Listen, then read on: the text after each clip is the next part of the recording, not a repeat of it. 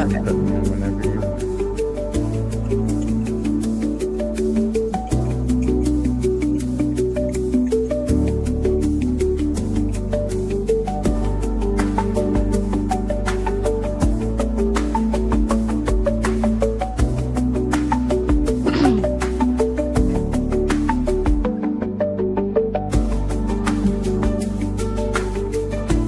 Ah,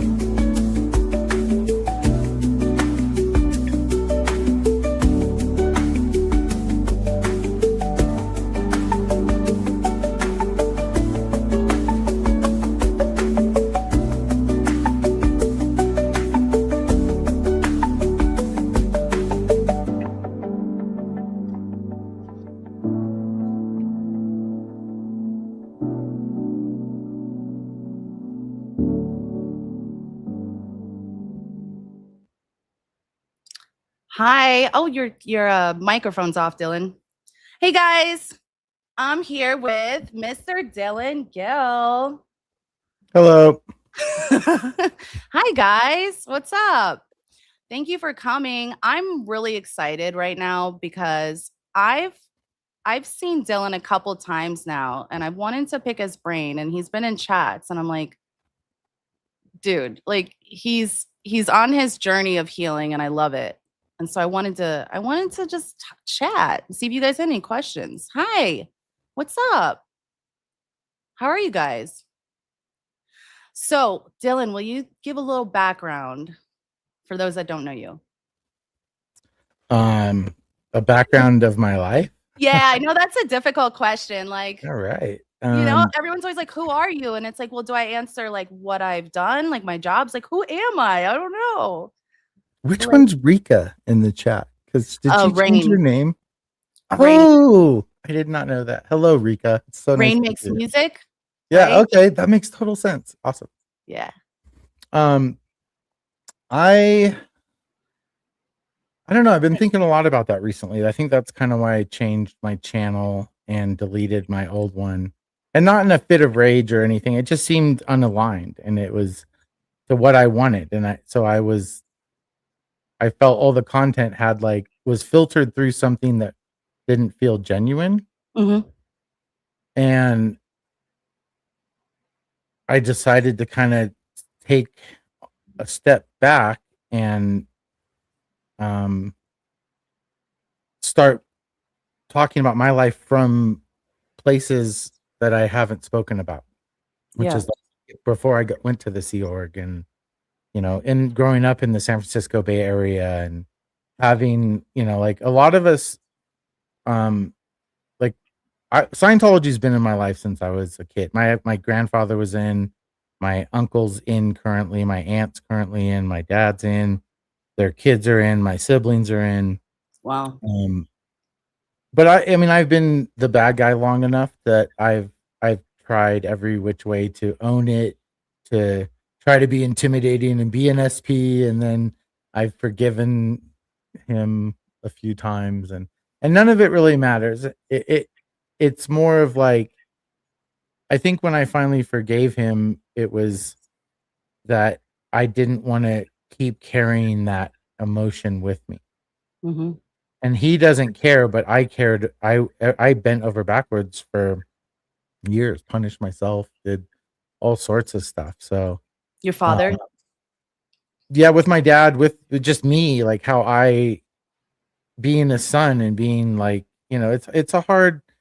Um, See, this is how I told you I was good at avoiding topics. Um,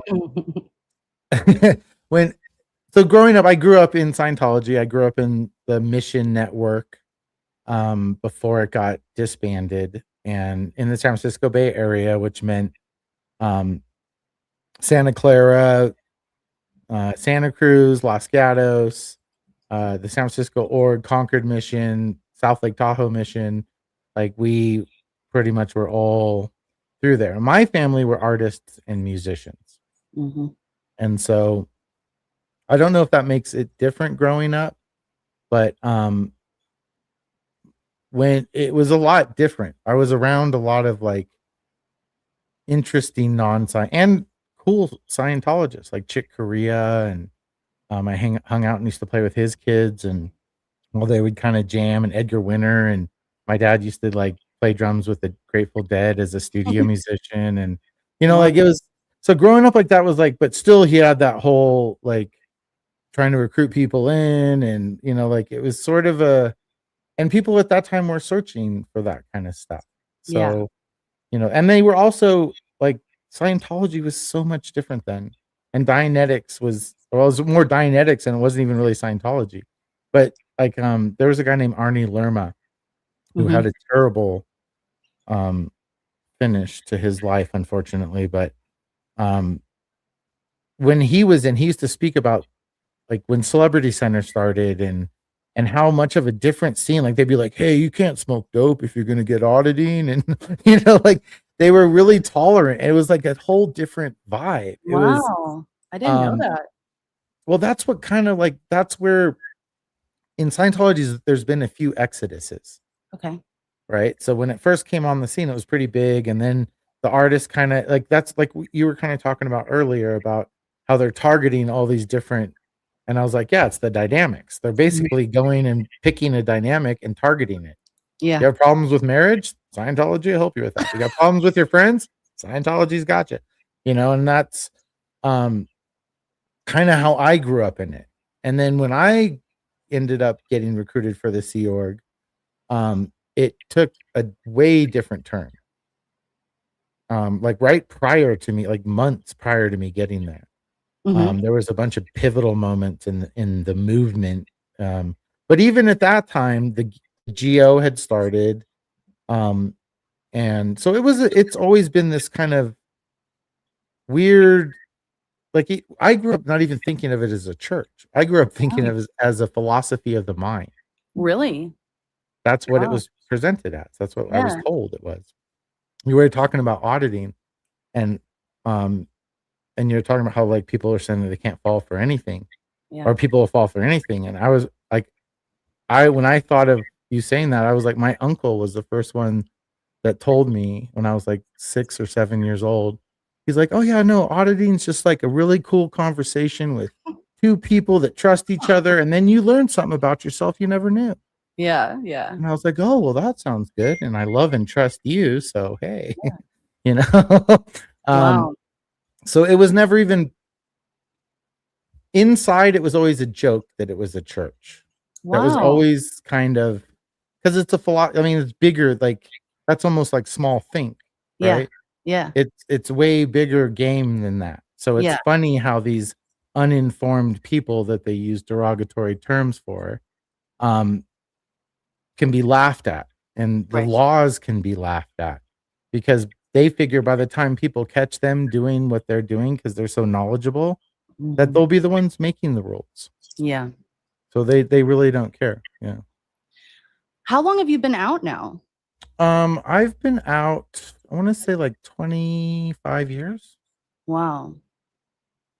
I Yeah, want to talk a 25. lot about how something that fascinated me when I was watching a couple of your interviews today. Is the fact that you like you just were talking about you grew up in Scientology. So that's all you knew, right? Growing up. And then having to when you came out and then having to, you know, deconstruct. I don't know what you like to call it, but I heard a couple ex-Scientologists say they like deconstruct. I don't know.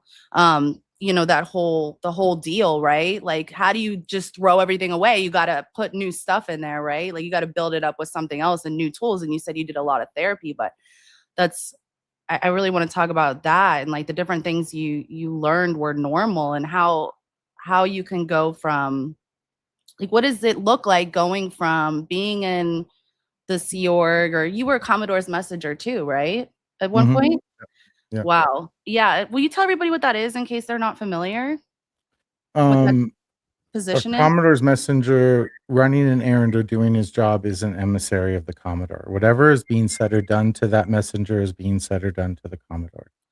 And you were working like directly with LRH, right? When you were Nope, I was not an LRH messenger. I wasn't. okay. They call those watch messengers or senior Oh, messengers. So, okay. I was at a continental unit, I was Okay. at Flag. I was at Clearwater. Oh, okay. Yeah, yeah, Yeah. yeah. I heard you say that. So, I was a division head in the CMO, um, in Clearwater. Um, Yes, that is exactly what Laura FM. She did that in oh, she did PAC that? Okay. in LA. Yes, and I think she Oh. came to Flag a couple times, maybe on a mission or something like that. Yes, How long were you at Flag? I was at Flag for almost 4.5 years, 4 years. Okay. Okay. Interesting. Um, there's so many different ways I can go with this. I have no idea term one. I'm just here answering questions. I'm just, oh yeah, term. We're just talking about stuff. We're talking about Scientology. It's like, where are we at? I don't know. Yeah, let me know if you guys have any questions in there. We believed it was only referred to as a church religion because it dealt with the spirit or soul. So you, okay, for people that don't know, I know a lot of people already know this, but what did you think while you were growing up in Scientology? Like, what did your parents say? Like, this is an important role you're taking on, like you're clearing the planet. Like, what was it that you believed was, was so important and everything? Like, not like, what was your purpose? I don't know So if everyone knows. purpose would be um purpose would be more reserved for the Sea Org, Okay. and that's pushed like personal integrity. That's so growing up, it's more of like how much you want to apply it, right? They Mhm. want you to come in and take courses, and they want you to buy books and be a part of this and all that. Um, Scientology even used to have amnesties for their suppressive people. They What? used to have, yeah, yeah, they used to do that. That was a thing. Um, and Well, they've gone back and forth on LSD. It used to be not qualified if you took LSD, but then it was okay. And then it wasn't okay. And then it was okay. And then it wasn't okay. So is they've it okay waffled. now? No, it's not okay. And they haven't done an amnesty since like the early 90s. Or no, I think I don't think they did one for Age of technology. I'd But like to see that. That's wild. um, well, the right to petition must not be denied. Yeah. So Interesting. yeah, I think I don't. What was your question? I totally I don't derailed that. remember. I looked at the chat. I think we both looked at the chat. I don't know, but the difference in the Sea Org and the public, I wanted to talk about that too, because um so the Sea Org is like, is it considered like you're supposed to be like the top 1%, like, you know, what of people, like production level? Like, what does that mean? Like, what do people talk about that, like you're like the top of the top, like you're the dedicated servants of Scientology, right? Like, well, how is that described? I've heard people say all different things. Um, well, the Sea Org is different than orgs, and that is different than mission. So Okay. missions used to be the like storefronts. Okay. Right now it's the information center and the testing center, and those are like the missions, because basically the mission network was doing too well in the 70s, and they were all owned um, by private parties, and so they were Okay. making too much money. And when David Miscavige came in and reorged the whole management structure, um, they completely got rid of them. They took all the mission executive directors and they called them up to a conference and they said, "You guys don't own shit anymore. All the Wow. copyrights are ours." And it was a huge curve. It was a huge, huge problem. Um, and then they kind of decided to do whatever they decided to do moving forward. Ideal orgs, which is not based on any policy, Okay.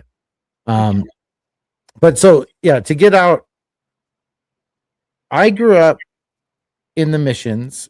My aunt was a course supervisor. My uncle was an auditor. My dad was an auditor and uh, sold Really? books and courses and just Dianetic. Just missions were like the lowest level. It's interest stuff.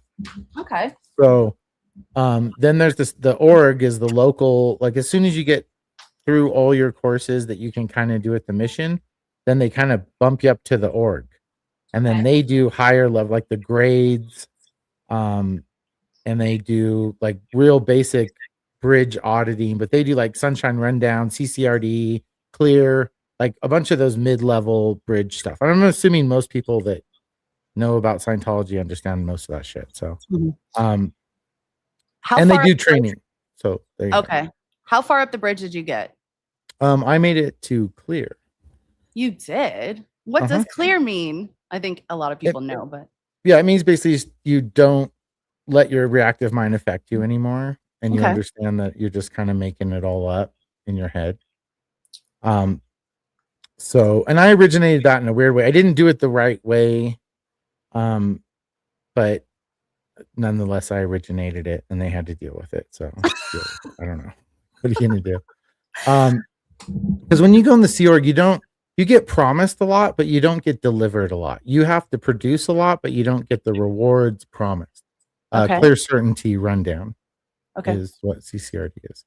Um, so once you go clear, then they make sure you're clear by giving you the clear certainty rundown. Okay. Interesting. And then if you originate, I think the right way, then they can CS you for the sunshine rundown, which is right next to the clear certainty rundown. It's like really close together. It's all Thanks. stupid shit. It's all like basically it's a line of carrots that each one tastes a little bit better. Then Yeah. you can Yeah.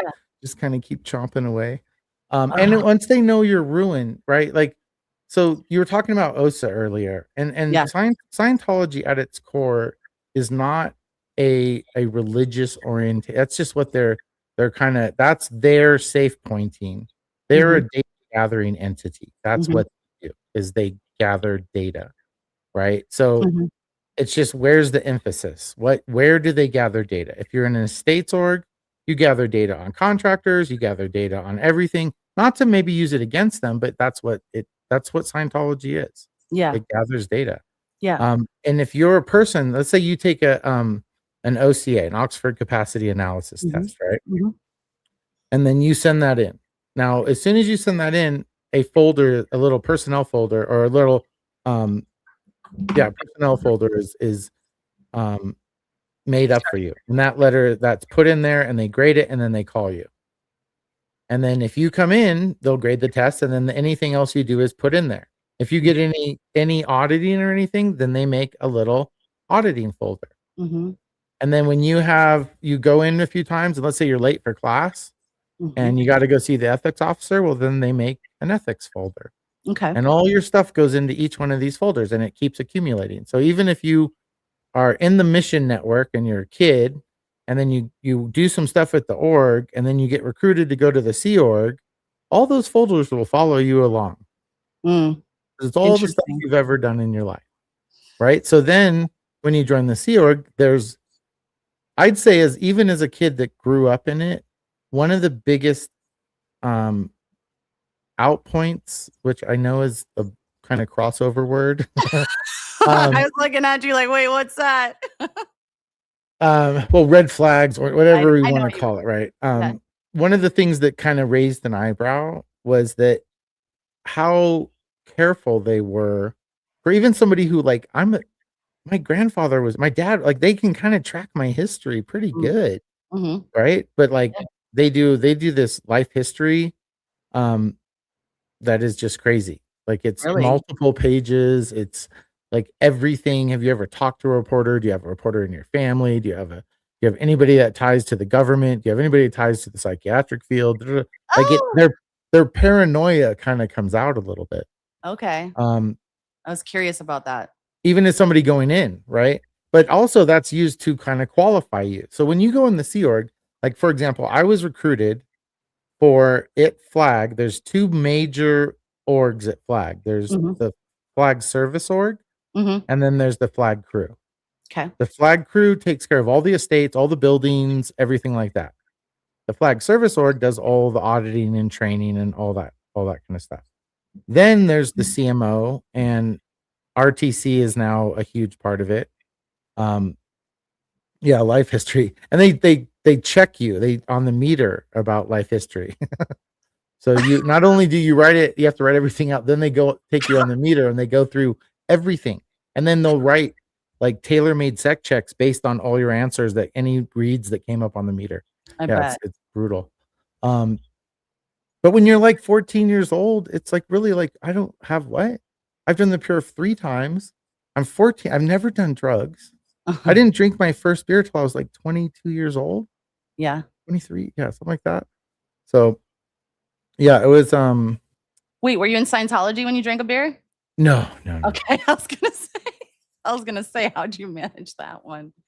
Well, no, we would there would so every year, once a year in the auditorium at Flag, Uh-huh. there was a New Year's Eve event, Uh-huh. right?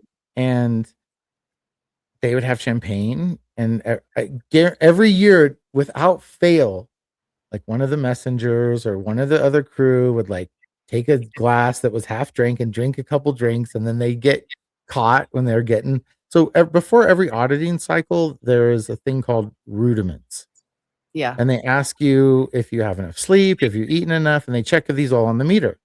And one of the questions is, do you have a present time problem? Mm-hmm.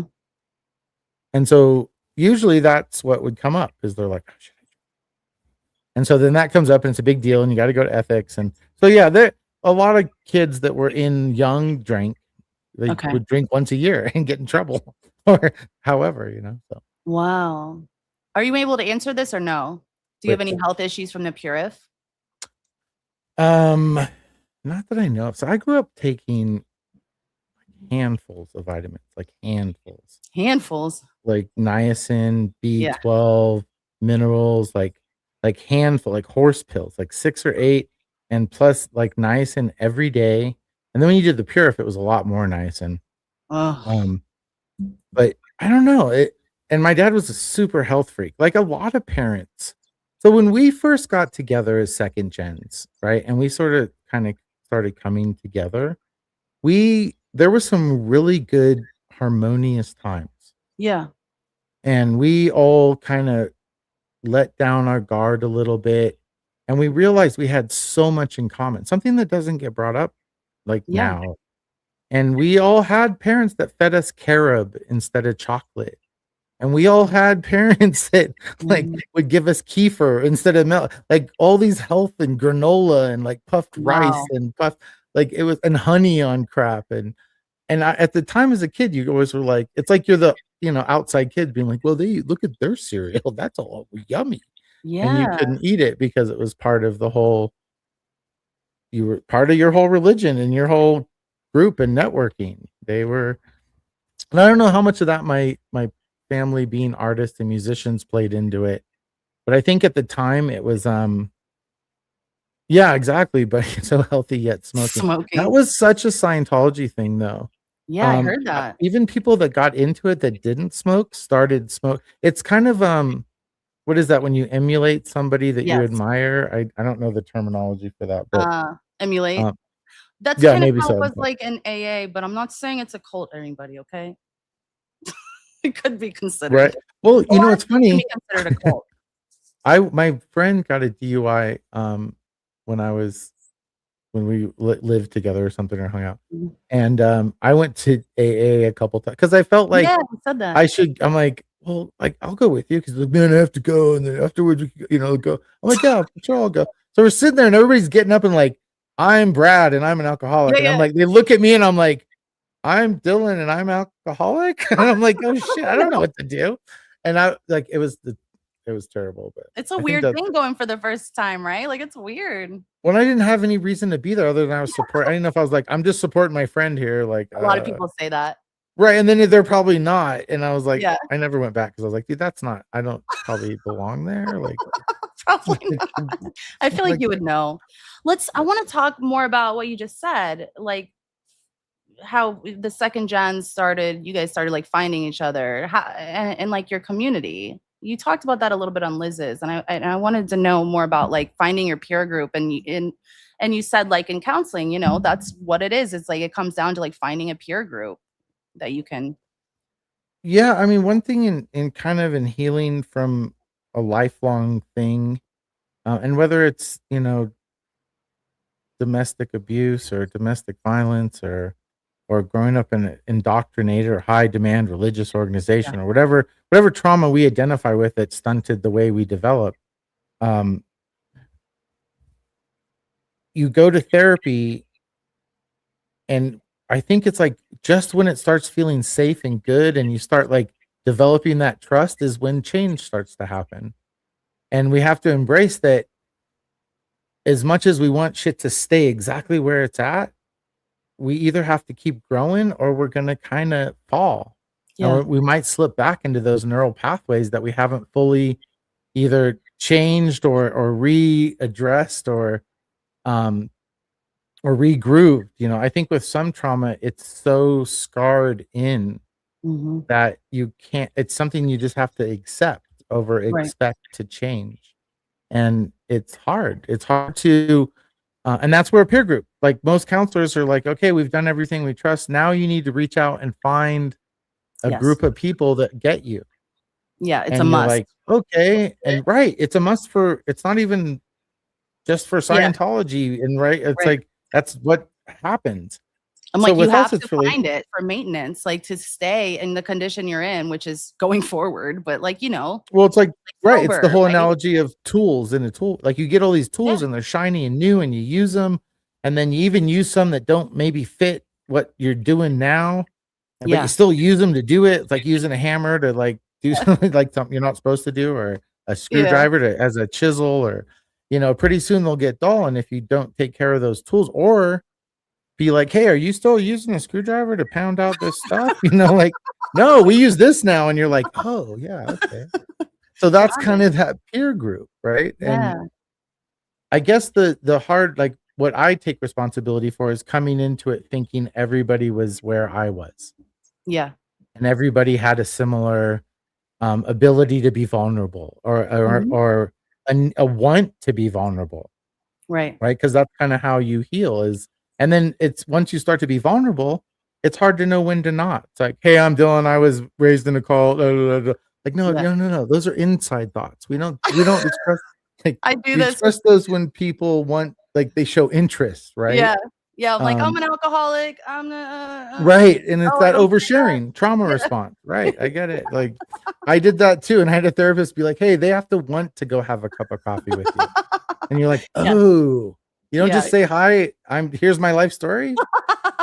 Yeah. Like, that whole Homer thing where he just goes into the bushes. It's like, yeah. When are you gonna start doing lives, Dylan? Um, Soon, I need to not be, busy trying to survive, and I will I heard do that. live. I'm doing a live right now, what are you talking about? Yeah, we're doing a live, And trauma. I don't do like I don't I think when I talk to somebody on their channel, I don't really stream to my channel because I think it's weird.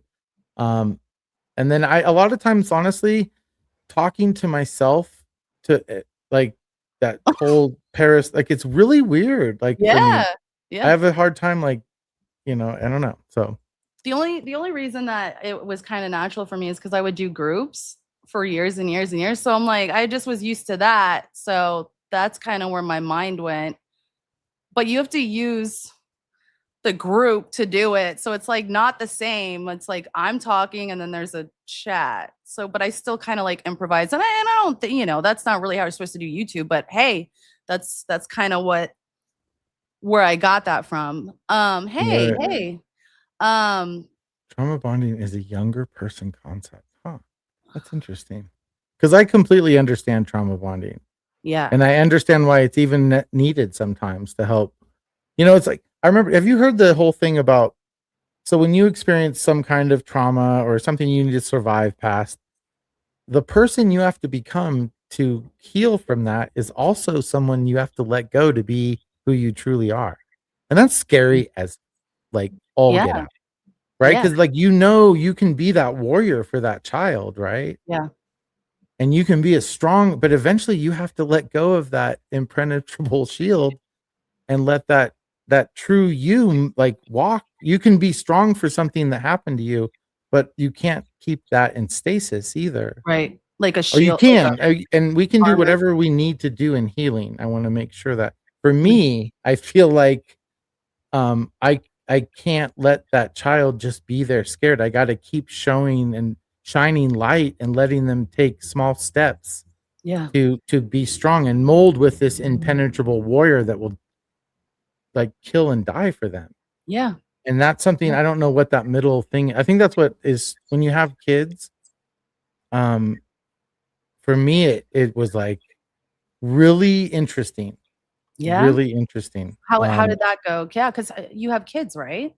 Yeah, yeah, I have 2 boys, yeah, How I was do. that going from not living a childhood in the outside world or, in the world? I mean, you were in Scientology, but how was that different? Like, where do you gain the Um, skills? I I've taken full responsibility for, being a parent, and, I've created a safe environment for them to experience life and to Yeah, go through, um, and make healthy decisions based on intellectually dealing with these issues and not emotionally reacting to them. yeah, As a lot of times when you grow up with, a lot of control or you grow up in this, like, extremely rigid environment, you even when you heal, you, you can make you can almost be imbued with, like, a sense of self-righteousness, right? Where yeah, yeah, you've healed and then you're like, "Well, I can save this person. yes. I'll marry them and we'll break the chains." Yeah, You know, yeah, yeah. Don't do that. and and then if if you're really dedicated to being right, you don't really see what's in front of you. No. And so by the time you kinda do, um, you've given up a lot of stuff willingly, who you are, what your identity, like everything. Yeah, And it's only when those people bypass you and start hitting their intended target and you can't shield that you have to start realizing you have to grow up really quick. wow. And so that was a hard, like, it wasn't hard because that's what you do as a parent, right? Like Yeah, um but it was hard to do something so naturally that I didn't have done for me. That yeah, was a really that's and I still I that's I don't it's not like I go into this self-shame of like I don't deserve it or I didn't deserve it. right, I've been left alone my entire life. Like I've been abandoned my entire life. And it's not like I don't mind it. I kind of like being alone. yeah, I don't really like and no offense to anyone, but I really don't like people very much. I get it. And I mean that by like people that are just shut off to everything but their cone of Yeah, view. Um and I think it's hard without a group, like, go full circle. It's hard without a peer group that's willing to not only let you be their rock, but also do the same for you when you need it. right, And that right. reciprocity, right? Yes, I didn't grow up with that. I didn't grow up with right. compassion, empathy, um, or reciprocity really. When it came to the religion, when it came to my family who were artists and musicians, they spoke of love, they spoke of Okay. heartbreak, right? Like Uh-huh. those were like real things that I guess I don't know. It's if I'm an innate being that lived for billions of years, then I was never meant to be a Scientologist. I Wow. would think. I don't know. It's really weird to um, and maybe it's the same, like, I understand here was it's something that helped me in therapy or growing up is when I look back at Scientology after dealing like, when I left Scientology, I'm avoiding specific things because You're good. I don't I don't wanna be that vulnerable right now. You're good. No, you don't need Um, to be. and so but when I left Scientology and after I spent a number of years living on the streets and kinda just doing a lot of spinning around and Yeah. I started looking at things and I looked at like David Miscavige, for example. Like he came into Scientology um, just a few years prior to me. And where he ended up and how he ended up was always strange to me. Like I was like, I had the same, almost exact same experience. Really? But my dad wasn't an abusive piece of shit, like at all, like verbally to his wife. They used to call him Little Hitler. and Enrique and Theta as a kid. Him? Like before Really? he was in science, like before he was like I didn't in even the know Sea that. Org. And it's not that it makes it okay. Like he what I'm getting to in a long-winded way is that we were both raw pieces of meat that were given to the Sea Org. Yeah. And he turned into this maniacal megalomaniac. Right. And for me, it always felt weird. It Right. didn't feel, I felt like we were like, or what you mentioned earlier, I was like off purpose. Because What do you I think it really, was? I think it's the inconsistencies. I think when you raise a hyper vigilant kid that overthinks, Yeah. you end up with a lot of people that are able to see through the bullshit. And you either, by the time that they either realize that they have to be indoctrinated enough to never leave, Yeah. or they have to be put in a position to never leave. Okay. And there's a lot of people like that. Like people, the whole Shelley thing. Like Right. I was kind of the first person, and I hate using I statements, but I don't know how else you talk about yourself. You got to do Um, it.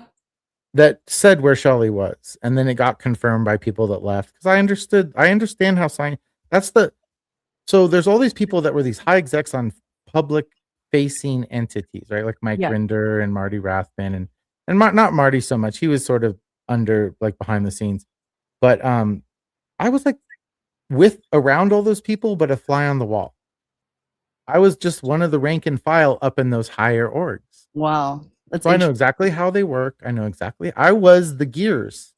Wow. When they gave orders, they went to us.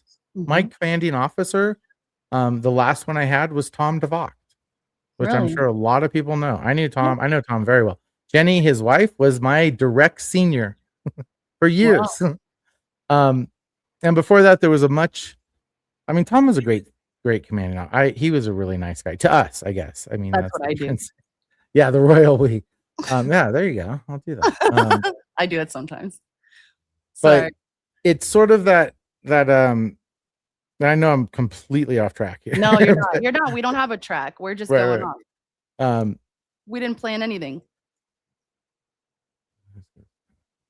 Wow. Oh, the Yeah, beautiful exactly, village. Bunny, right, and it's okay that it does, and that's why we're here is sometimes it's okay to be in our feels, right? Yeah. And I don't like, we should be in a space where that's like, it's okay to center yourself for a minute because it's important, and it helps us heal to know that it's like, it's that long ago, but it still feels it's like those smells or those Yeah. tastes that Yeah. bring you back, and they're not all pleasure moments. They're not all these great, sometimes they're cruddy moments, Hmm. and that's why we need it takes what are this it takes a village, Yeah. right? And not in the metaphorical, like your family. No, it's Yeah. like show me. Like we have trust issues, every freaking one of us, I know. so that's a hard thing. So be consistent. When I coached, Yeah. communicate, consistency, continuity, the Mm-hmm. 3 C's, and you can enter. Their C True. words are great. They're super positive. There's so many good C words, right? They are great. Yeah, and Well, not yeah. I didn't even think of that. Never mind. well, I have I have a question. So I heard you say in one of your interviews, you were talking about how when you were in, I think you said when you're in the Sea Org and you're doing all of you're like living in that and like your mindset, you're not supposed to have negative thoughts or would be, what Um, were you saying? You were talking about, or not negative thoughts, like negative feelings or like, what, so like as a Scientologist, is it true that you're supposed to only have certain emotions? I think what you're talking about is kind of, and that's one of those like key indoctrination things. If you grow Yeah. up in it, Yeah. is the tone scale, Yes. and it's called the emotional tone scale. Okay. So you are pretty much supposed to be kind of at like ideally mild interest and above. Like you can be aggressive, you can be a little, but really you're You just can be kind of supposed. aggressive. Well, I mean, like there's, Nice. 1.1 is like covert hostility, and Yeah. that's where it starts to get bad. And below that, like I think 1.01 or zero point zero 0.01 is like victim or grief. It's the It's worst. well, you're not supposed to feel grief. It's down tone, and you're not supposed to be able to, like, you shouldn't do that because, well, Scientology, duh. So, like that's what's supposed to help you from, yeah. So you're supposed to be kind of like a good little happy person all the time. Yeah, so that's And where I have, like, a lot of questions of how you go from that and that being your normal to feeling feelings and that being comfortable, like, was that uncomfortable to, like, go from that well, to that? but what were you assuming I was before? I I've mean, always not been that you like pretty were, mild. but you know the voice in your head that's like Right, probably right. like, "No, Dylan, we're not supposed to be sad." Like, you like, do you know that voice in your head probably, like, 'cause growing up like that, I just assumed that, maybe it would be your condition to not, like, it was Yeah, a bad you thing. definitely, if you, so the idea is if you have these bad feelings or are lower toned, Yeah. then you need to look at your surrounding and Okay. see if anybody new came into your surrounding or if something Oh, changed. And that's where you find if whether you're a potential trouble source or whether an SP's interesting. in the area, or so you're meant to kind of start to be hypervigilant, right? You're kind Yeah, of, you're looking at micro expressions. I'll tell you something. It's probably tragic. it's probably tragic. Sorry. I was at I was at a Okay. track and field event a couple weeks ago, Yeah. and both my kids they're both throwers. They both throw shot put and discus. And my youngest was talking to me, and it wasn't like he was just talking to me. Like I have full custody of my kids. Yeah. But so he's talking to me, and somebody walked by and I got completely distracted and started talking to him really quick, Yeah. right? And then about 5 minutes later, I noticed that he's kinda like he's pissed. I can tell that he's mad. Mhm. And I'm like, "Hey, what's going on?" Like, he's like, "Nothing." I was like, "Dude, what's going on?" He's like, "I was just talking to you, and you totally looked over at this other kid and started asking him something." Uh-huh. And I was like, "Oh, you're right." I'm like, "Holy crap." I'm like, "I'm sorry." And I go, "Not that this is an excuse, but it is an excuse." I'm like, "I am extremely hypervigilant, Yeah. and I pay attention to all my surroundings." And I was like, "Right now, there's a person at like my 3 o'clock walking into the bathroom. They're wearing a red shirt." I'm like, "Oh," and I just explained a bunch of stuff to him, and I'm like, "I apologize because Wow. that's me being in a area I'm not familiar with and being extremely on alert, Mhm. and that's not fair to you because there's no need for that. We're at a high school track meet, Mm. like there shouldn't." So I'm like, "Thank you." I'm like, "And next time if it's super important, poke me and say, 'Hey, dad, I'm talking,'" because that would help me like snap out of it, you know? Because I Yeah. honestly, those are the things that you don't realize unless somebody says something. Right. Like there's those unconscious, like I'm so attuned to knowing exactly what you can't, like, so a lot of things in Scientology, like a lot of the things that I did, failure was not an option. You could not fail. Everything was like paramount to the survival of Scientology. And everything, like when I was building the vault, I Mhm. was a messenger running act like Wow. being talked to like LRH and talking to people like LRH. And it's a weird mindset to be in all the time. And you can't, I get it. like they do a training thing in the Sea Org when you first get in. And then when you go to certain orgs, they do a whole nother training program. Okay. And that's what the I CMO heard has you a talking whole, about that. yeah, it has a whole separate training program. So you do all those and you learn to duplicate, like that thing I recited to you when we first got Mhm. here, or what a Yeah. messenger was. That's a a policy letter for them. Interesting. Yeah. Wow. So, okay, so oh, I got confused. So what were you were saying, building the vault and everything. You did all that and what did you say when you're talking about how they're kind of behind in time when we were talking before? Oh, so I was doing like after the whole SPTV thing, I was thinking about like why is it that now we've relegated this whole protest thing or this whole ex-Scientology thing into like two categories. You're either out there protesting or, hey, let's all get back to what we're all here to do is take down Scientology. And it's this big, broad claim that's never defined, Okay. right? Yeah. And I was like, well, okay. if we really want to take down Scientology, what would that take? And so I started thinking about it. Mhm. And part of it is like the way that Scientology is set up right now, is CST is the main holder of everything. That's the fail safe. That's the Okay. panic button. And it's run by a bunch of lawyers. And they're very, very well known. This is everything I'm going to tell you is absolutely searchable and findable on the internet. I started some questions too. Yeah, no worries. So the way that it's set up is that CST gives the trademarks to RTC. RTC is responsible for leasing them out and to all the orgs and missions, and then they have all these, and there's all this umbrella basically now. Because before, Scientology was one entity, Okay. and one man suing him almost took the entire organization down. And so like David Miscavige kind of came into that when they were like, hey, you can become a religion, but you kind of got to ditch your leader. He's your downfall. LRH is your problem. Jeez. And once you get rid of him, you can kind of become a religion. Kind of, yeah. And they did. And they went through it. And there's all this weird speculation. And again, Yeah. Scientology's been operating off of even bad PR is good for them. Yeah. So if people want to run around and spin their wheels and say OSA and do all this, they're just like, yes, cha-ching, cha-ching. Yeah. Everybody's like, you want to talk about the ultimate grifting? What is the one topic of everybody that we claim are grifters? Scientology. Yeah. So they're in the vernacular. They're in the conversation. They're the bad guys. Time. Yeah, they're the boogeyman. They're everywhere. So true. It's sort of odd. Let's see, where was I? Yeah, totally. So it's the tech and the vaults, right? That's what you're talking about? Yeah, so if you want to take down Scientology, all the technology of Dianetics and Scientology, other than a few places that have some valuables or whatnot. Mm-hmm.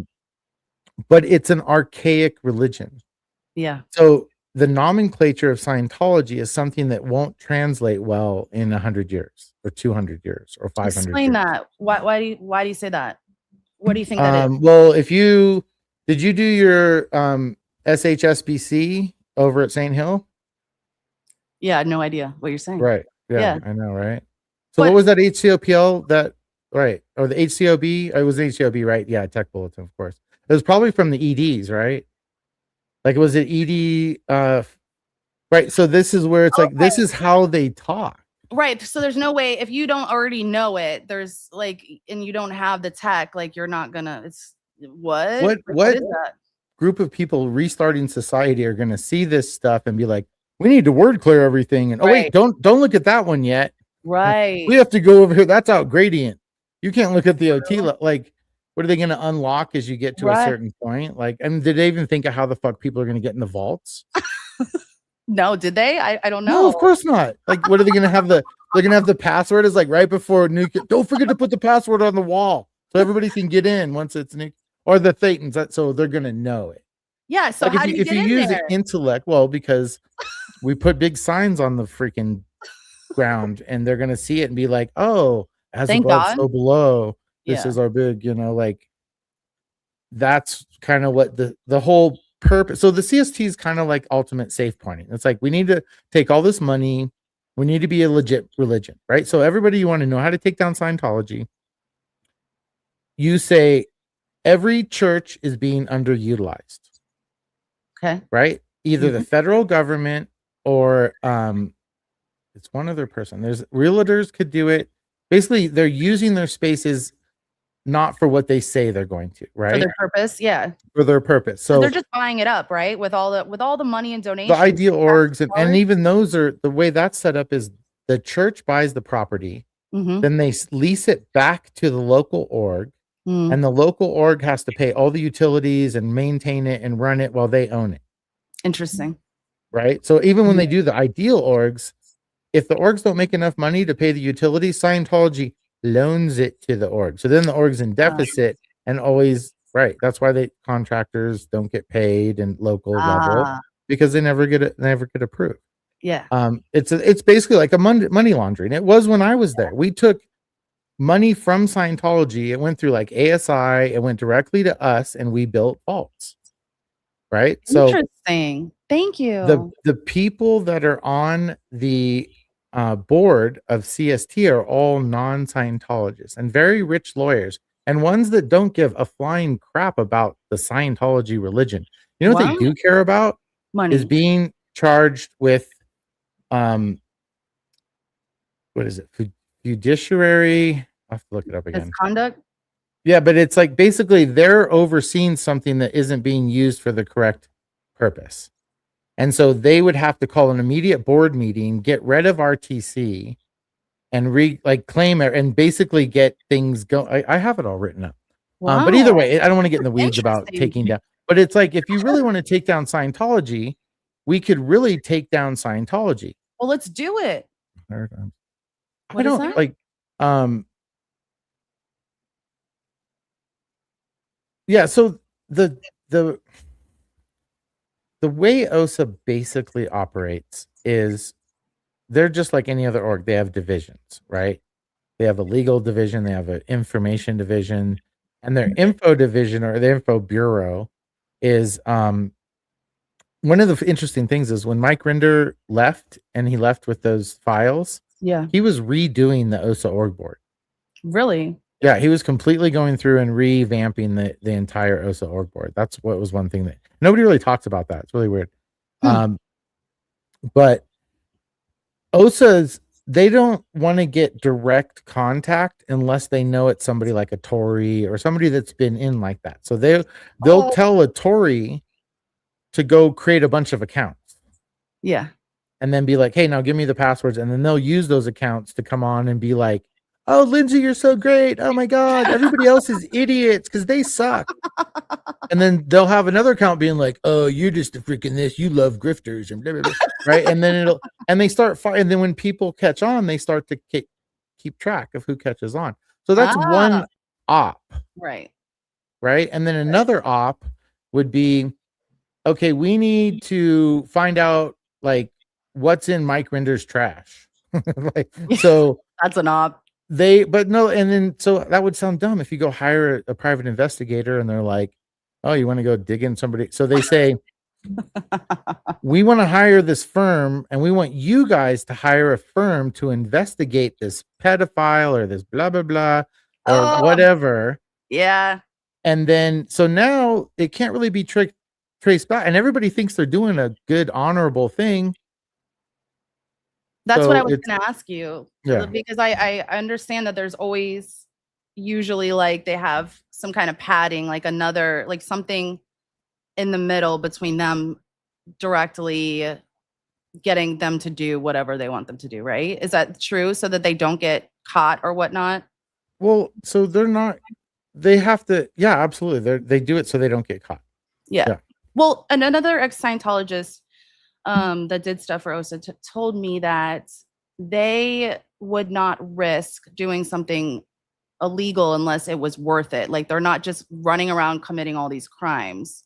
And I thought that made a lot of sense. Is that true? Yeah. Well, so there's different levels of that, and it's Okay. changed over the years. Um, if you look at like, if you ever really want to look at what Scientology's motives would be, figure out as close as you can and then filter that through like the art of war. Okay. And then that'll give you more of a concise idea of probably where they're at. Okay. Realizing that OSA's primary purpose is to gather information, right? And then they Mhm. can use that legally, or they have all their branches to kind of, and they use the 5 spies. Okay. They'll use local spies, they'll use dead spies, they'll use, they will use all the spies. So, and once you do, and the other thing is that they've been at war and paranoid since the late 50s, early 60s. So, and it's not to make them paint them into this big thing. They're not, but it's they don't have a lot of manpower. They don't have, so they're going to be more poignant in who they attack. Okay. That But makes also, how can you appear bigger when you're smaller? people through like word of mouth or like fear. Right. Through like fear campaigns, through like these. So you can, even in a YouTube space, Yeah. right? You can kind of instigate like fear by saying, if you, oh my God, this reminds me of this, or how, and it's like, Yeah, yeah. oh yeah, me too. And everybody starts, you throw some watchwords out there, and um that's sort of what's how, and then one person can operate 15 or 20 accounts and kind of be like, sometimes when somebody seems off, click on their profile and see when they like, a lot of them started in like 17. Uh-huh. And then there's a bunch that started in like 23, Yeah. and you'll see and then they're just like, and they're all around the same time. If you notice, and you'll find two people that are within like the same time they started their channel. You're like, oh, Yeah. right. Okay. I I get it. I could see So, them on Twitter, and a lot of them followed me all at the same time. And then I connect all their things and I go, "Oh my god." And they're all right. commenting on certain things, and it's like it's in plain sight. Like, I don't know. I mean, is that like their PI? Do the PIs are actual like hired private investigators, right? That may not understand, because I did have one call me and say, I was contacted. I'm doing research about a gentleman that, for like, I don't remember what they said, like getting in trouble for something, and we're doing something on his background. And I'm like thinking, maybe he doesn't know. And then I remembered what other people had said, that they don't know what they're Right. actually Right. doing. They were told something different to just, Right. and a lot of times it's not like they're going to take what they need to know, and they're going to say, I'm going to have you get this piece. I'm going to have you get this piece. Okay. I'm going to have, and then they'll put it together. Yeah, because Right. I And don't then, think that the gentleman knew, really. I could right. tell. I was like, this is weird. Well, And he what a goes, great little op, right? Be like, yeah. hey, can you hire people to call a bunch of people and ask these questions? Sure. Right. It was like he And worked then, for it was like a lawyer's office had contacted. So I'm thinking, oh, they're doing it right, through people, and then they're getting their information that way. A terrorist is right. Yeah. Well, and it's like, I guess at the same token, let them. Who cares? yeah, I don't care. Like, It was if there's so not a weird. big thing, it's like, don't make something bigger and more fearful than it. Like, what is the purpose of that? It Yeah, doesn't because it help doesn't really anyone matter. here, right? If I they're think gonna do it, they're gonna do it. Like, fine, I'd rather make it harder. Like, go ahead. I We're don't just the care. freaking gray rock for you. You guys you got to go find your information somewhere else. Yeah, You know? exactly. That's what it is. It's like, I don't know. That's why like I don't really care like what I mean, what am I gonna say? I don't know. What is there? I don't know. Yeah, I mean, heck, it is. It's always going to be a part of it because it's part of the group. And honestly, Yeah. why OSA and the GEO was started was because LRH got embarrassed. Yeah, because didn't So he? I remember the Critics of Scientology bulletin. What it sounded like, that's when he was like really paranoid, right? Is that when it was like really no, big? Like, well, that's when he went and thought he could go to England and be like God's gift to psychology. Like, I just figured really? it out, and Okay. everybody's like, "No, you didn't."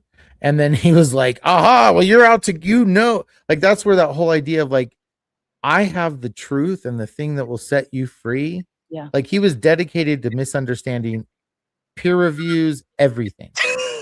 And Do you so think he when believed? Did he believe what he was saying?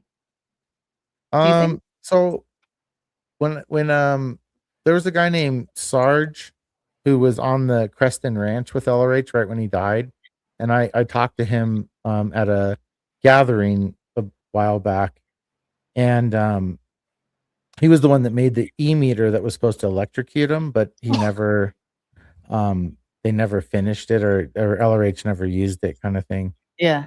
But I think it's sort of like, I think at the end he believed it. He Wow. wrote a policy in like 1979 called Simon Bolivar. And Okay. I think the name under it's called Responsibility of Leaders. Uh-huh. Um, and it really talked about, like, it sounded like it was almost one of those memoirs of like, man, we started this thing. I really thought it was something. And then all these people betrayed me and took my money, and I hate them. And it was this big, Oh, like an I'm source. yeah. I'm the only true. And then when I got to the Sea Org, that was already a thing for like a good 7 or 8 years, right?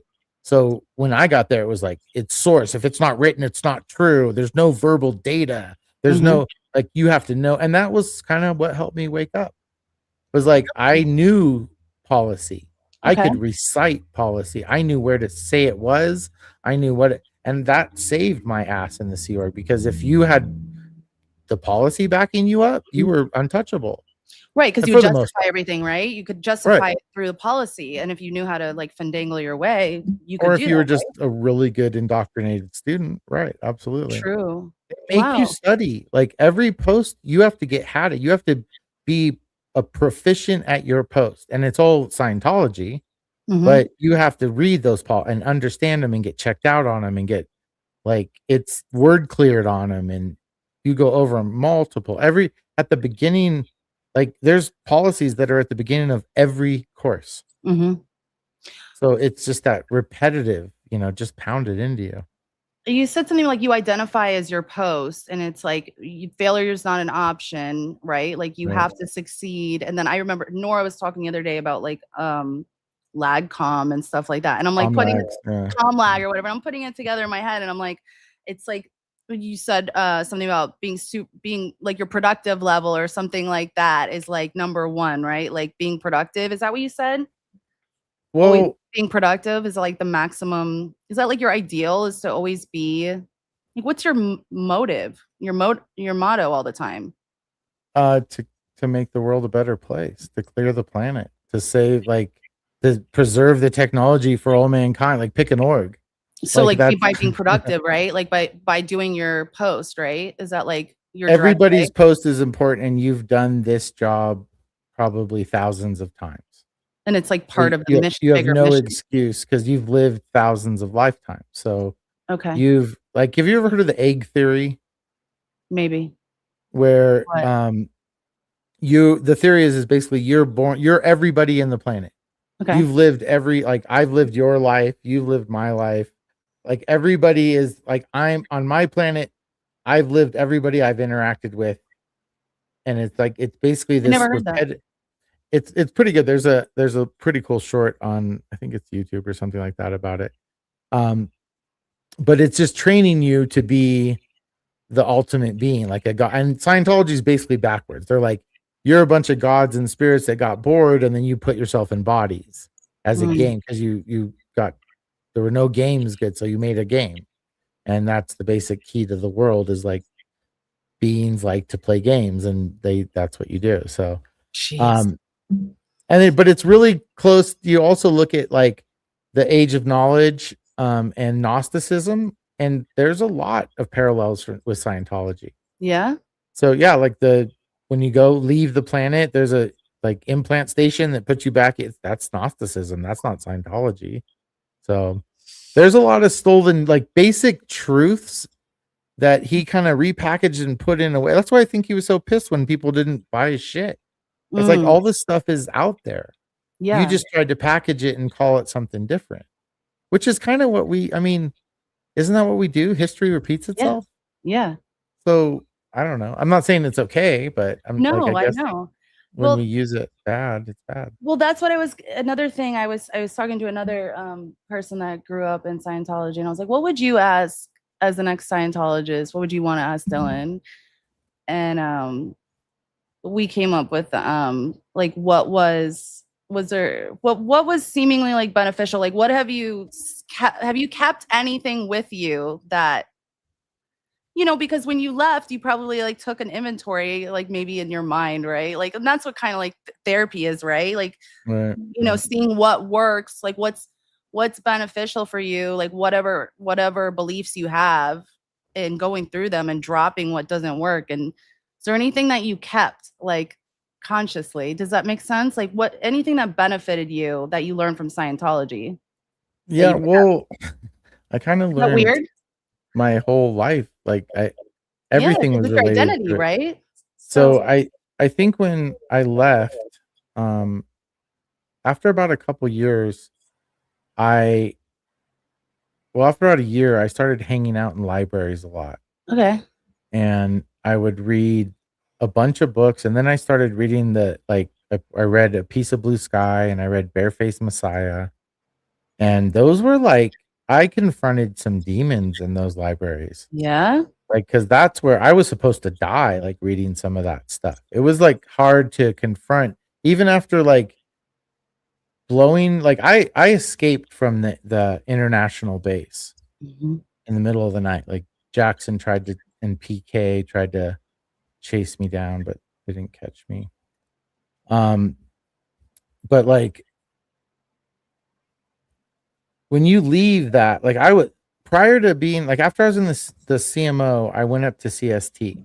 Mhm. And CST's up in like Lake Arrowhead area, Crestline, Rim Forest. And I went to the imp base quite a bit because my job at the Church of Spiritual Technology was called the estate secretary. So I was over all the estates. Interesting. I was in charge of building the buildings, maintaining the property, building the vaults, and then also building the vaults at all the other sites, at all the other external sites from the main base. Wow.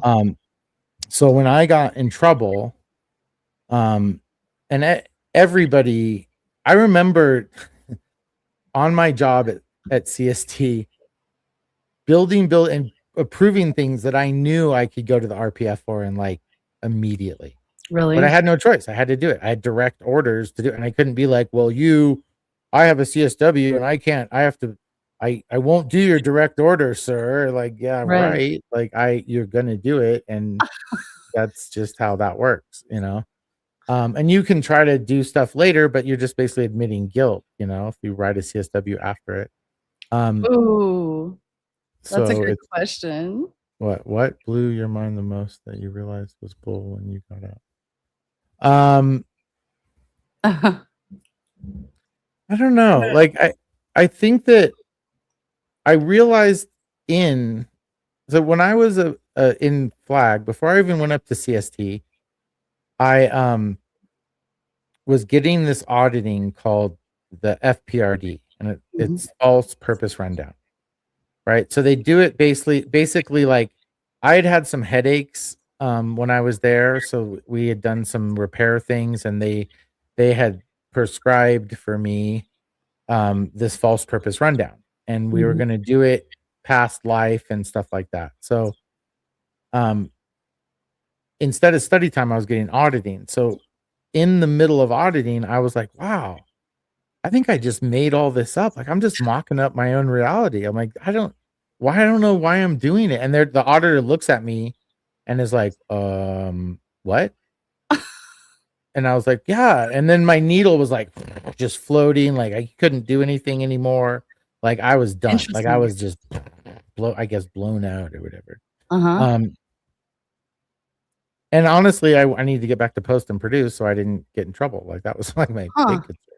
But at that point I kind of realized that that's sort of what the product of Scientology is, what me, a good little Scientology Sea Org person Yeah. that has no blocks in his way. I'm making it all up. I have no excuses.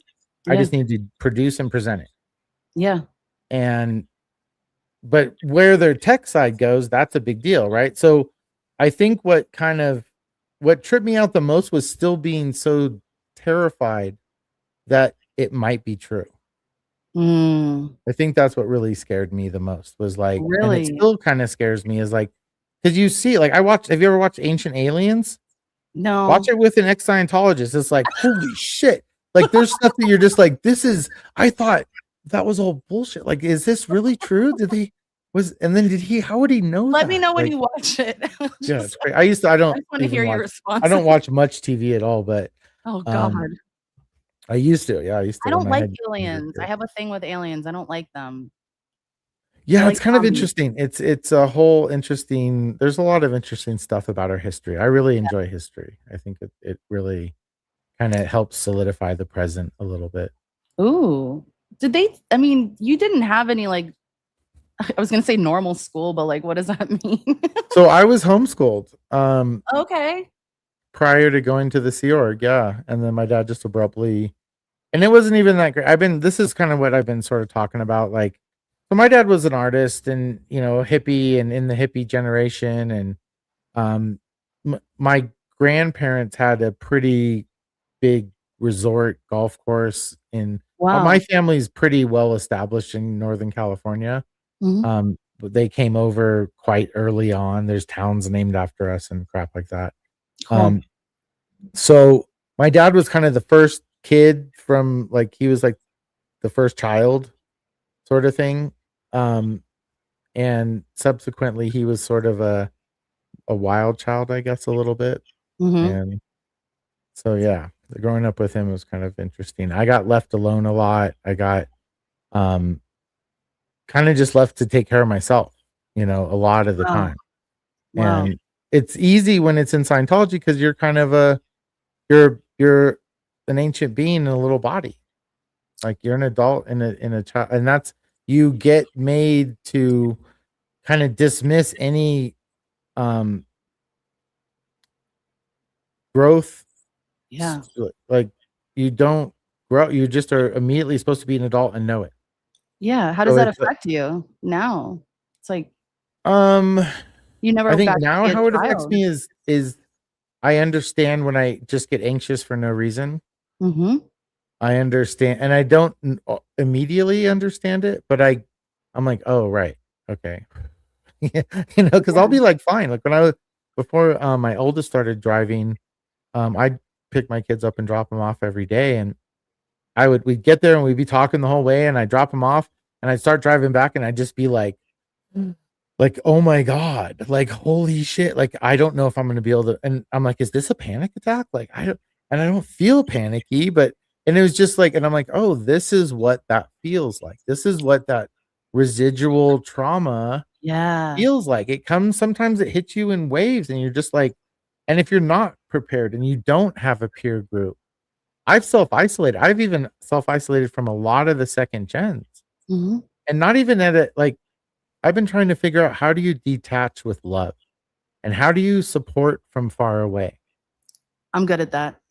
Well, I but can I help you with mean that. yeah, well, good, No, okay. I'm But it serious. I had to, like, really learn what that was because it's the hardest thing. But unfortunately, I feel like I had to, like, become more tough, and you're coming from the other end of I feel like I have to, like, right, turn emotions off a little bit, and that's not healthy, but right, right. And no, I haven't considered the DSL shots, or DSR shots. I don't I like so here's something weird about me. yeah. I've never had been under anesthesia. I've Yeah. never had a medical procedure. I've never taken anything more than basically aspirin or, what's the one? Codeine? Yeah, Yeah. codeine, I think. Yeah. Good. Um, and so it's like I don't those shots to me feel super foreign. Yeah. I feel like I might lose me. And I know that's Interesting. irrational, No, but I don't think it's irrational, well, and I but don't think that I don't know that I want a fix all. I'm okay with I've accepted that I'm not gonna be that maybe everything I could be. I'm accepted that I'm severely flawed, and I'm okay with that, and I don't use it as it's not like I'm not a victim, but I get it. Like, I've gone through shit. People are like, "Damn, dude, you've lived, like, 4 lives." And I'm like, "Yeah, I guess I kinda have." Like and I don't take that as a I yeah, don't feel defensive about it. It's like it's a my compliment grandfather kind of. told me one of the it I was so hurt for so long, and, just recently, I wish I could say I'm sorry because he was like, "Some of us have, a plate well, we all have a plate, and some of us just have a shitload more on their plate than others." And I Yeah. was just like, "Well, fuck you." Like, that sucks. Like, you did that. You let my dad do that, and it's like, Yeah. no, he's right. Like, this is my path, and I have to I don't have to. I choose and accept that this is my path. And yeah, I'm analytical. I'd rather have a super deep conversation than have I don't do superficial conversations. I don't do small talk. I don't do Yeah, no. if you're a behind the back talker, I probably won't talk to you much. Just because I Yeah. don't like, what's the point? Like, really, like, if you have to walk away from me and be like, "Oh my god, that guy is such a jerk." Like, go be with those people. That's your people. Awesome. No Yeah, judgment, but right. that's not what I want. I don't wanna do that. It's an, And immaturity, I think, like, or maybe an emotional stunt, I don't know. well, no judgment. It's a Yeah, way to deal with something you can't deal with that's overwhelming, and I accept true. that, but I can't be in that space and help you. And if you want help and this is your plea for help, use a different language because I don't understand that language and I never want to learn it. Oh, I like And, that. and that's, but you know what I'm like? It's Yeah. come at me. And if you don't want to feel vulnerable, don't just sit in silence. Yeah. That's okay too, right? You've done counseling. You don't have to speak Yeah. up Mm-mm. the first time, the fifth time, the 50th time. Yeah. But if somebody feels like speaking up and you're in that circle, hold space. Hold Let them space. land that plane. Yeah. Listen. Like and then offer understanding, right? Like Yeah. that's it. You don't even have to Yeah. internalize it. You don't have to be like, "Well, God, you know what happened to me?" That's trauma bonding, right? Like that's Yeah. like me too. And I get the me like we feel better together, but Yeah. we feel better together trying to get rid of something that we're bonding in. And Yeah. that's hard. Yeah. You know, and then there's the unaware people. There's the people that are gonna constantly project and blame and it's is it explainable? Yeah. Is it understandable when you look at their past? 100%. Does it Yeah. make it okay? No. Are the Right. people that got hurt valid? Absolutely. You're one of those people. I know for sure. I have texts from Aaron safe like getting ahead of your whole thing, Mm. saying what a psychopath and like I mean it was like almost so much that I was like, dude, what are you hiding? Because this Mm. seems like a lot. Like, and honestly, you didn't do a lot to help your cause early on. I It was a lot. crumbled. You were feeling your feels and validly so. Yeah. Maybe not Well, where you I did it, crumbled but on all the pressure and everything, and it just all the external stimulus. It just like freaked out, and I right. realized, and then so That's it. then Right. And so this is the mm, difference between a lot of us exes and other people is the ability to atone and pivot. yeah, explain that. Well, so in it, like what I've realized in the real world, because I'm a I like stranger in a that. strange land, No, I like um, that. Let's is explain that. in Scientology, you have conditions. Everything's a condition. Okay. If my job is to answer questions and you answer a question for me, you just put me in danger. And now I have to Mm, bypass my normal routines and change this and produce and present it and write up a formula. Like in the real world, it's, oh, I'm sorry. right. I'm listening. And Right. that's it. And nobody's like, I didn't see that danger formula from you. Have you Jesus. written up what you're going to do and you're going to like strengthen your successful actions?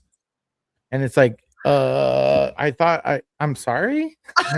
Sorry's low toned. Like you don't do sorry. What do you Is like? remorse And on there?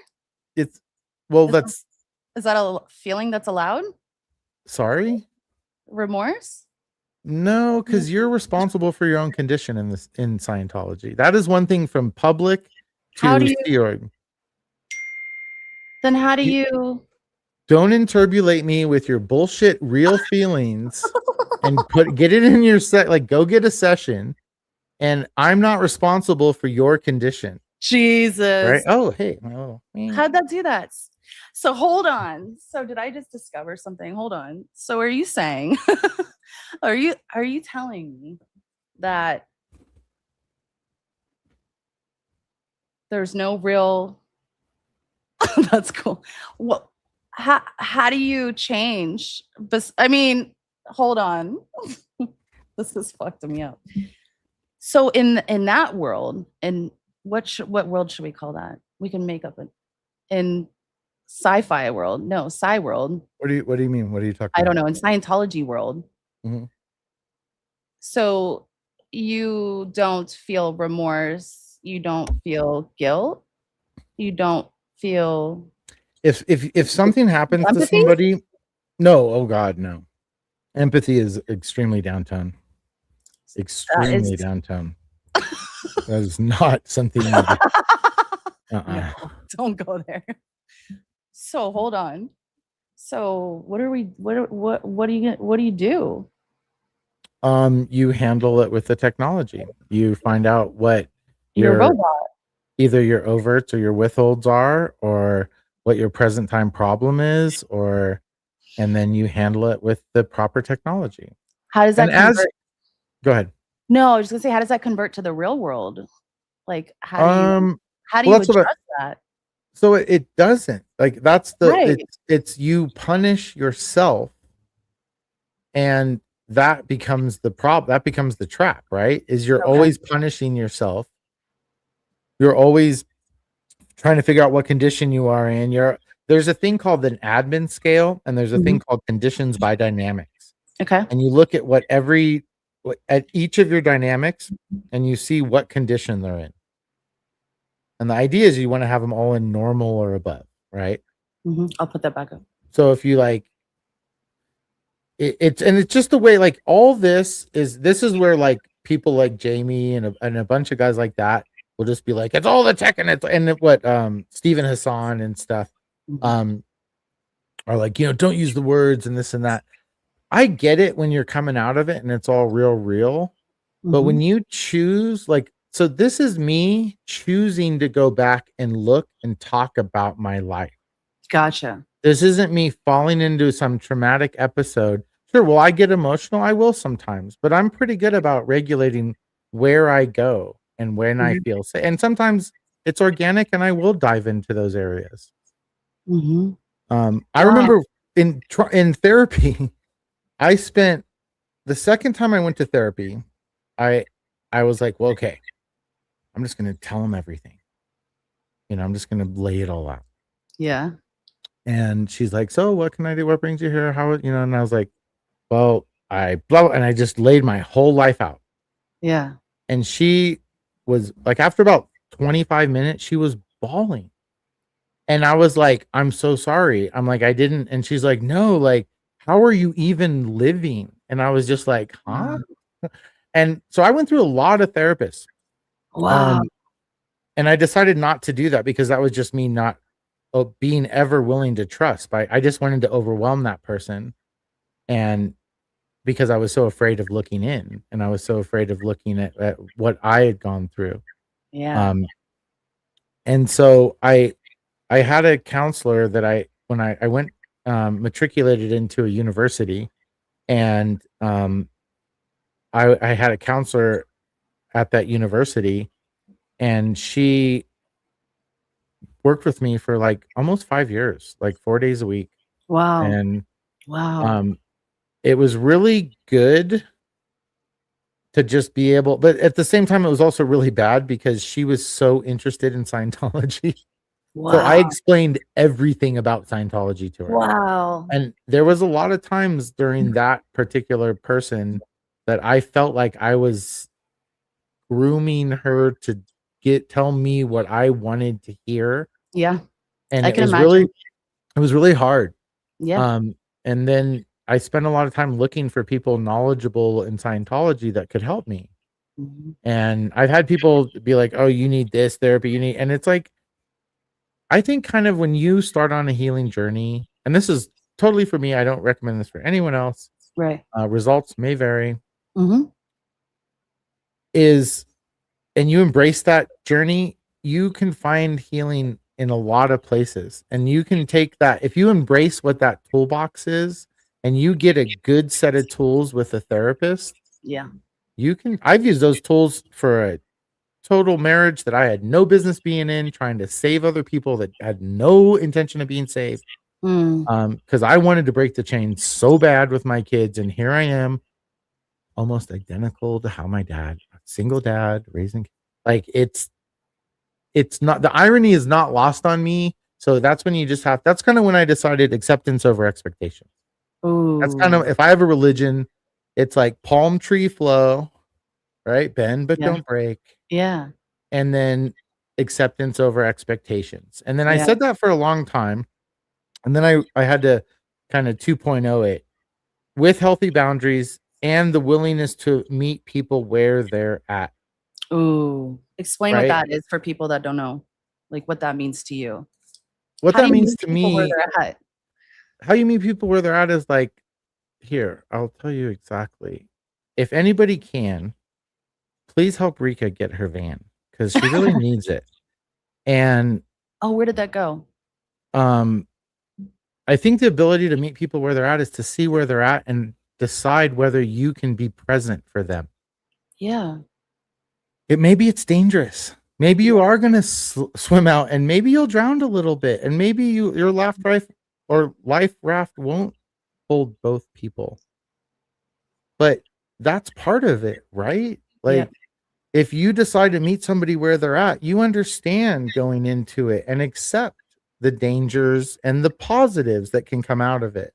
Mm-hmm. Because deep down, I don't trust anyone. Mm-hmm. I'm very isolated. I feel Me like too. I'm an extrovert, but I'm kind of an extroverted introvert.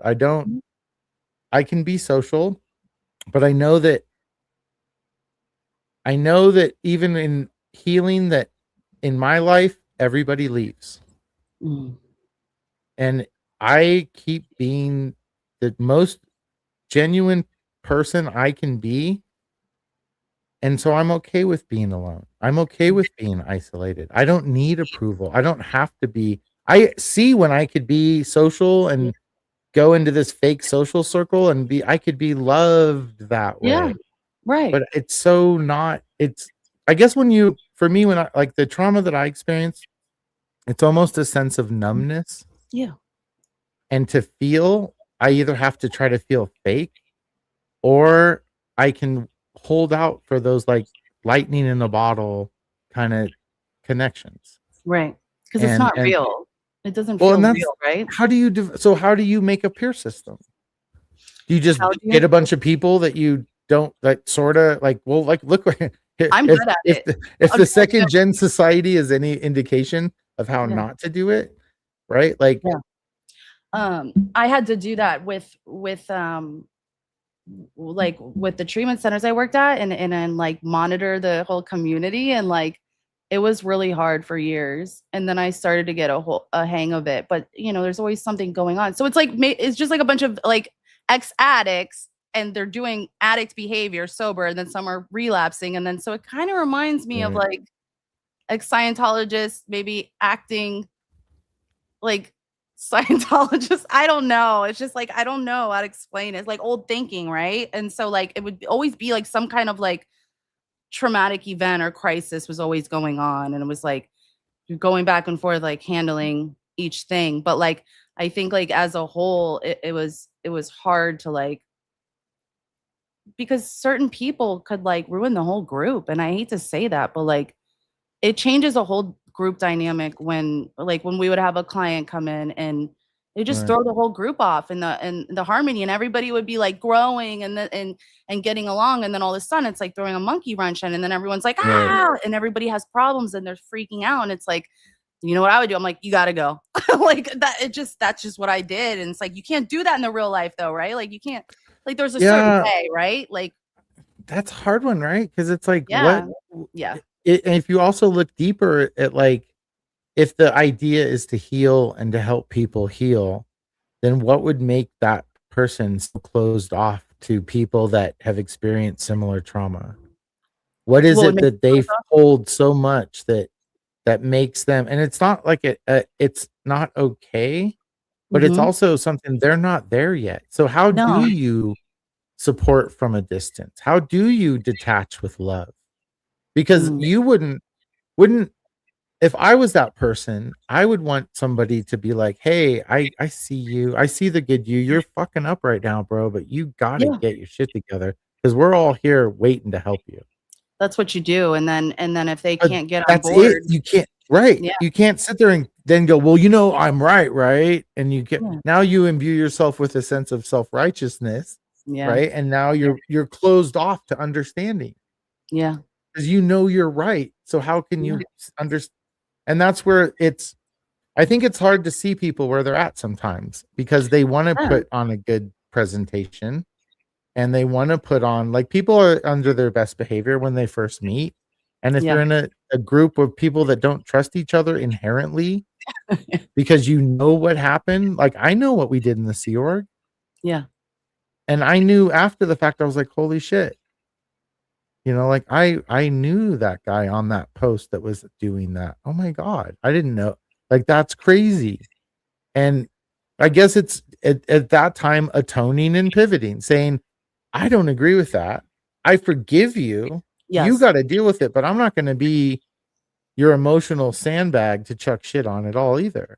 And boundaries, if right, and if you're dangerous, right, there's where the healthy boundaries come in. And right, so it's hard, but I still hold, like, even Aaron. even if we're going to throw names out, I hope someday he sees that he doesn't treat people the way he would truly want to be treated. Yeah, And me I too. hope he can change that. And that's, if he can't, well, God bless you, dude. You've shown that you can make it through society being a grade A asshole. And if you ever wanted to know whether I was really mad at you or not, no, I just don't like the way you treat people. Like people that I call friends That's what it that boils don't down treat me to. that way, right?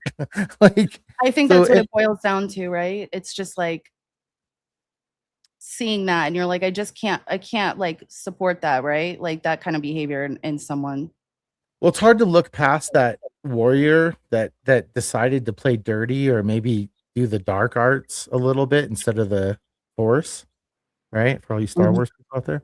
Um, and look past them and see that child and see Yeah. that hurt person. And that's, Yeah.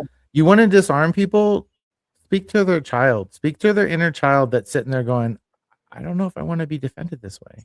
Yeah. Like Yeah. it's sort of like the person we have to become doesn't always mean that we're going to become a good person to protect that person that got hurt, Yeah. right? When I Yeah. learned from my ex that they don't really differentiate between good and bad. I love you is the same as fuck you. And it's like, to them it's just fuel. Yeah. They get the attention, they got the reaction, they got you. Yeah. Whether you're like, damn it, or you're like, I love you, why can't we be just Yeah. to them it doesn't matter. Right. And Right. then for me, I was like, well, I'm not a player. I don't know how to relationship that way. It's the only way to win is to not play With sometimes. reciprocity, with shit we didn't learn, but guess what? We can learn it. Yeah, you can. We can learn it, Yeah. right? Like that's, and we can choose to be better people by simply atoning and showing it in our actions. Right. And that what And does that people that entail? are scared and overwhelmed, they're gonna lash out and be like, "You're fake. You're a fucking piece of shit. You're still. I know what you did. You're a thief, and you're this, and you're a liar, and you're blah blah blah." Because Yeah, they're terrified of somebody taking a strong step like that, that's true. and it scares. And it's okay Yeah. because they're not there yet. But it doesn't mean you need to go back down and wallow with them. I mean, so Yeah. how do you detach with love? Hey, my hand's here, bro. Anytime, but you pull me in, and I'm letting go. Yeah. I will Well, only yeah, help you that's out, and exactly I'll it. only help you out a couple times, maybe. Mhm. And then you gotta climb out, like, and Right. that's hard. It's hard to Yeah. let go and be like, and then why not just be like, "Well, guess what? You're a piece of shit now, and you're ugly, and I hate you." Like, yeah, You had to like, throw in, "You're I ugly." feel better. It's like, and then we start attacking the person, not the in and so when we start looking at the intellect, True. yeah, that person's overwhelmed. Can we love them? Or are we gonna get drowned too? Are they gonna drown us to stay alive? Well, No. that's a bad decision, right? They will, some will, until Well they're ready not to. well, and So, so I'm thinking of, like, how there's a line, right? And when you even call someone out on their bad behavior, and how do you know, how much do you mm, look in that direction to address it, and then when do you let go, right? Because I've done both with various people, right? right. And, and I'm to that point now to where I'm like, let's build, right? Like I want to build. And Yeah. Let's be happy seed planners, not stressed out gardeners, right? like, well, yeah, and it's like if the space is there and people can fill in that space and use it in a productive way and then there be a support system that's gonna work, then why not leave it alone? I don't know if that makes Well, sense.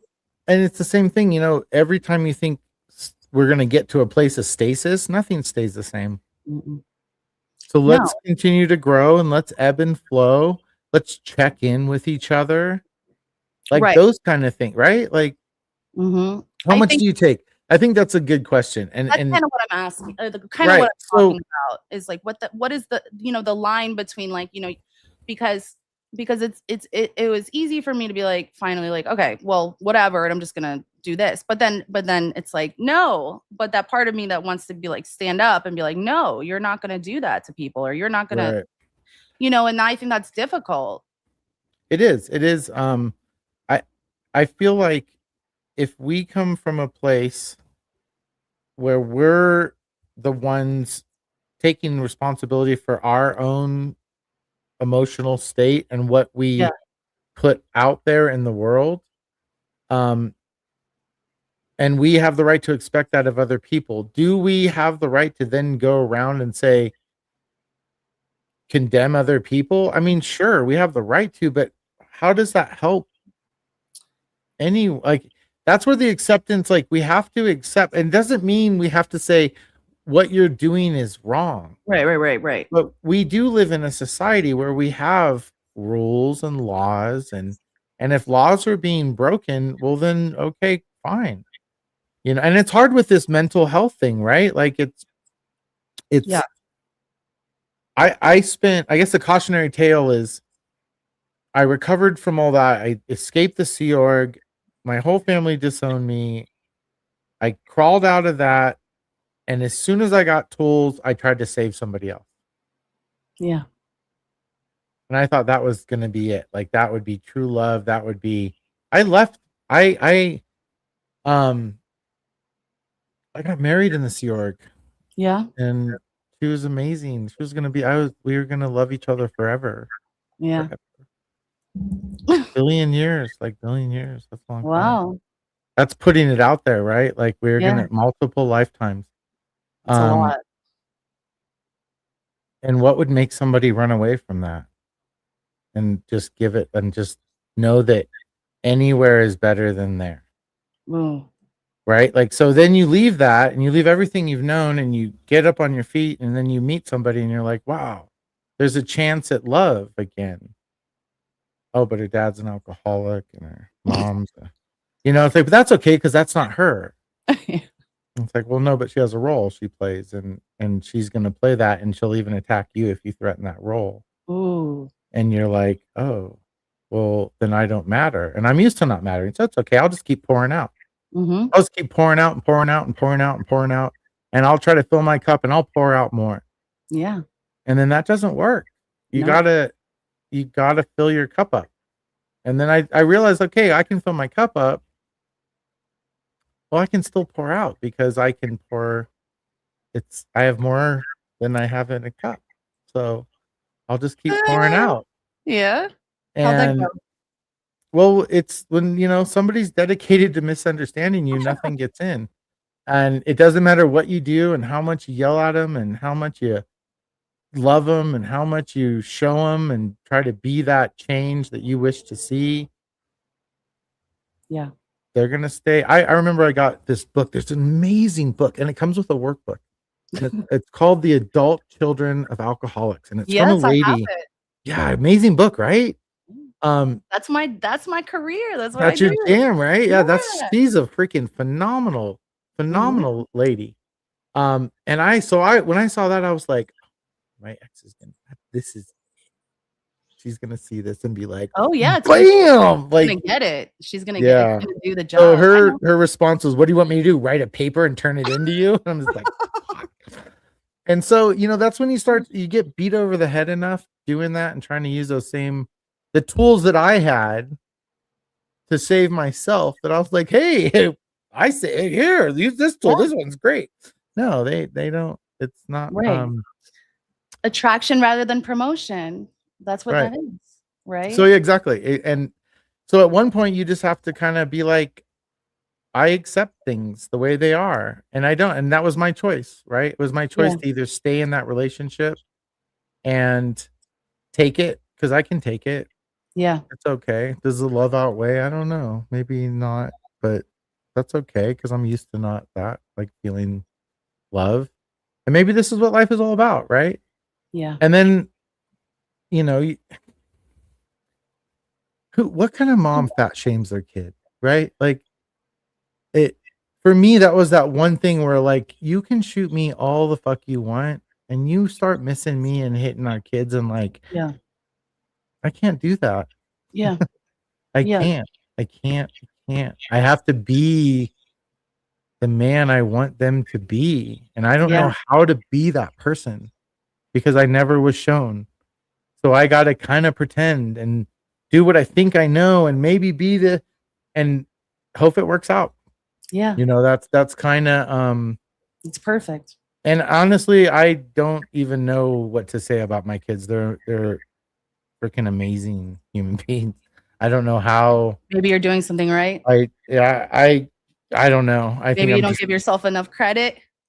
um yeah, well, I don't know. Like I don't really dwell on that kind of stuff. I think when you live in the now, like I don't really do too much past and I don't do a lot of present or future, I mean.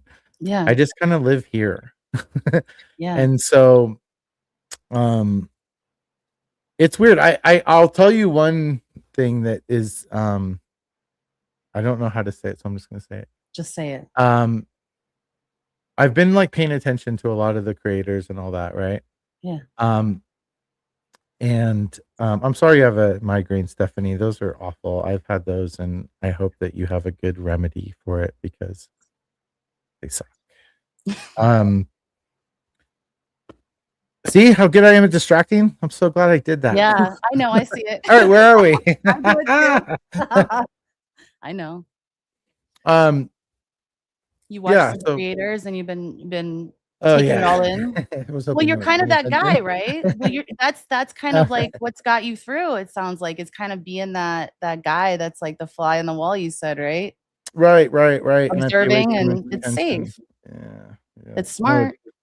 um, and I noticed that there's a lot of attention on being like a woman and being a mother. Ooh. And I think that's so natural. Like for me, it was really hard to see um my ex not embrace that. And for Oh, me, it felt supernatural. yeah. Um, For you, and it felt natural? yeah, no, it did. It felt like That's great. it felt like something that I knew exactly what was needed because I knew exactly what I didn't get. Oh, So I was like, that's I know how to do this. I can just love and embrace and show. And like honestly, my oldest is in the National Honor Society. He has a 4.3 GPA, which I don't even know how you do that.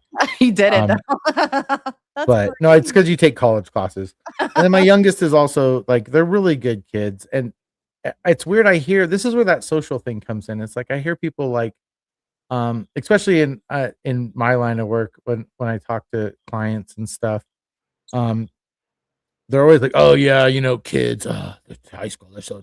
I'm just like, I don't know what you're talking about, man. Like, Right. I've never had an argument with my kids.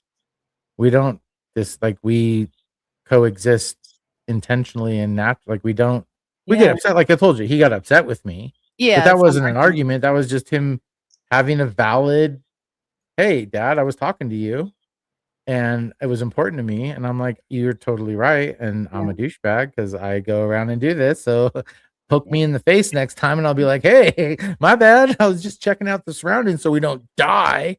Yeah. Uh, No, but I get exactly what you mean. Yeah, because eh, it's I don't but I think understand. I don't know.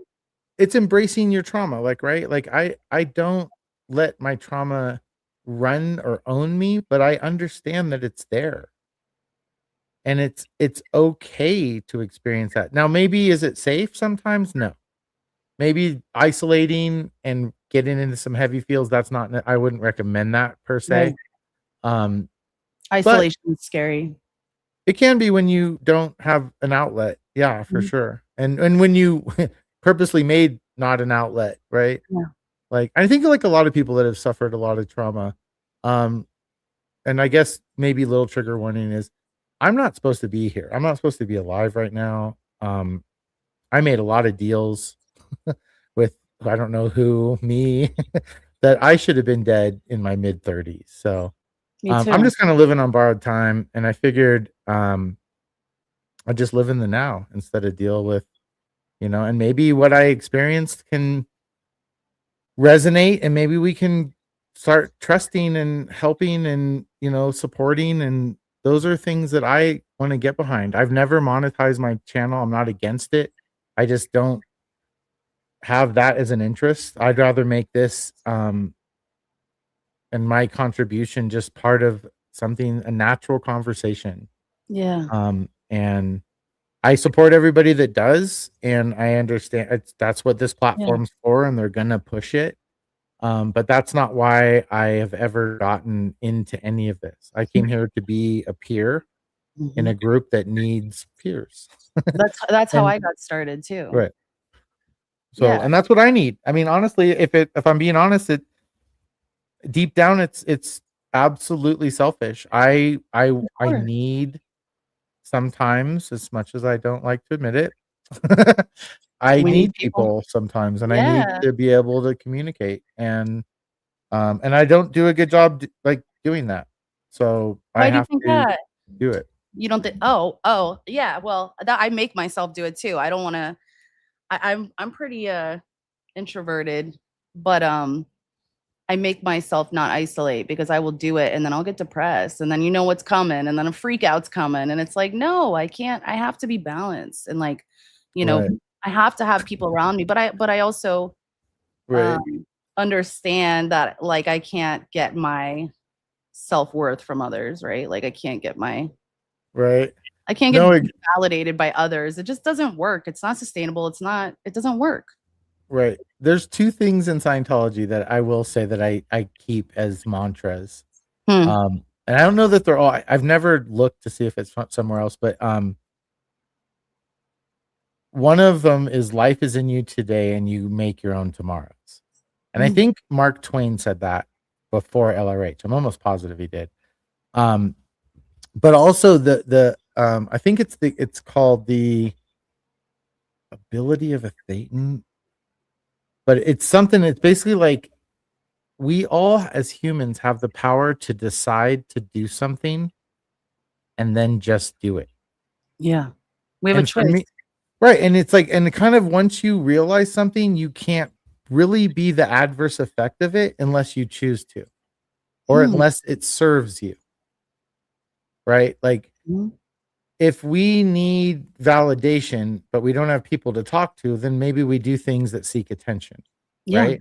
Yeah. So, but that, and that's valid. Is that wrong? No. Is it an attention seeking behavior? Yes. But maybe Mhm. that's the only way you know how. Yeah. Right. And that's where it's like looking past that warrior and seeing the child inside, not all the time, not, but when it's appropriate, when you're Mhm. talking about that stuff. Right. Yeah.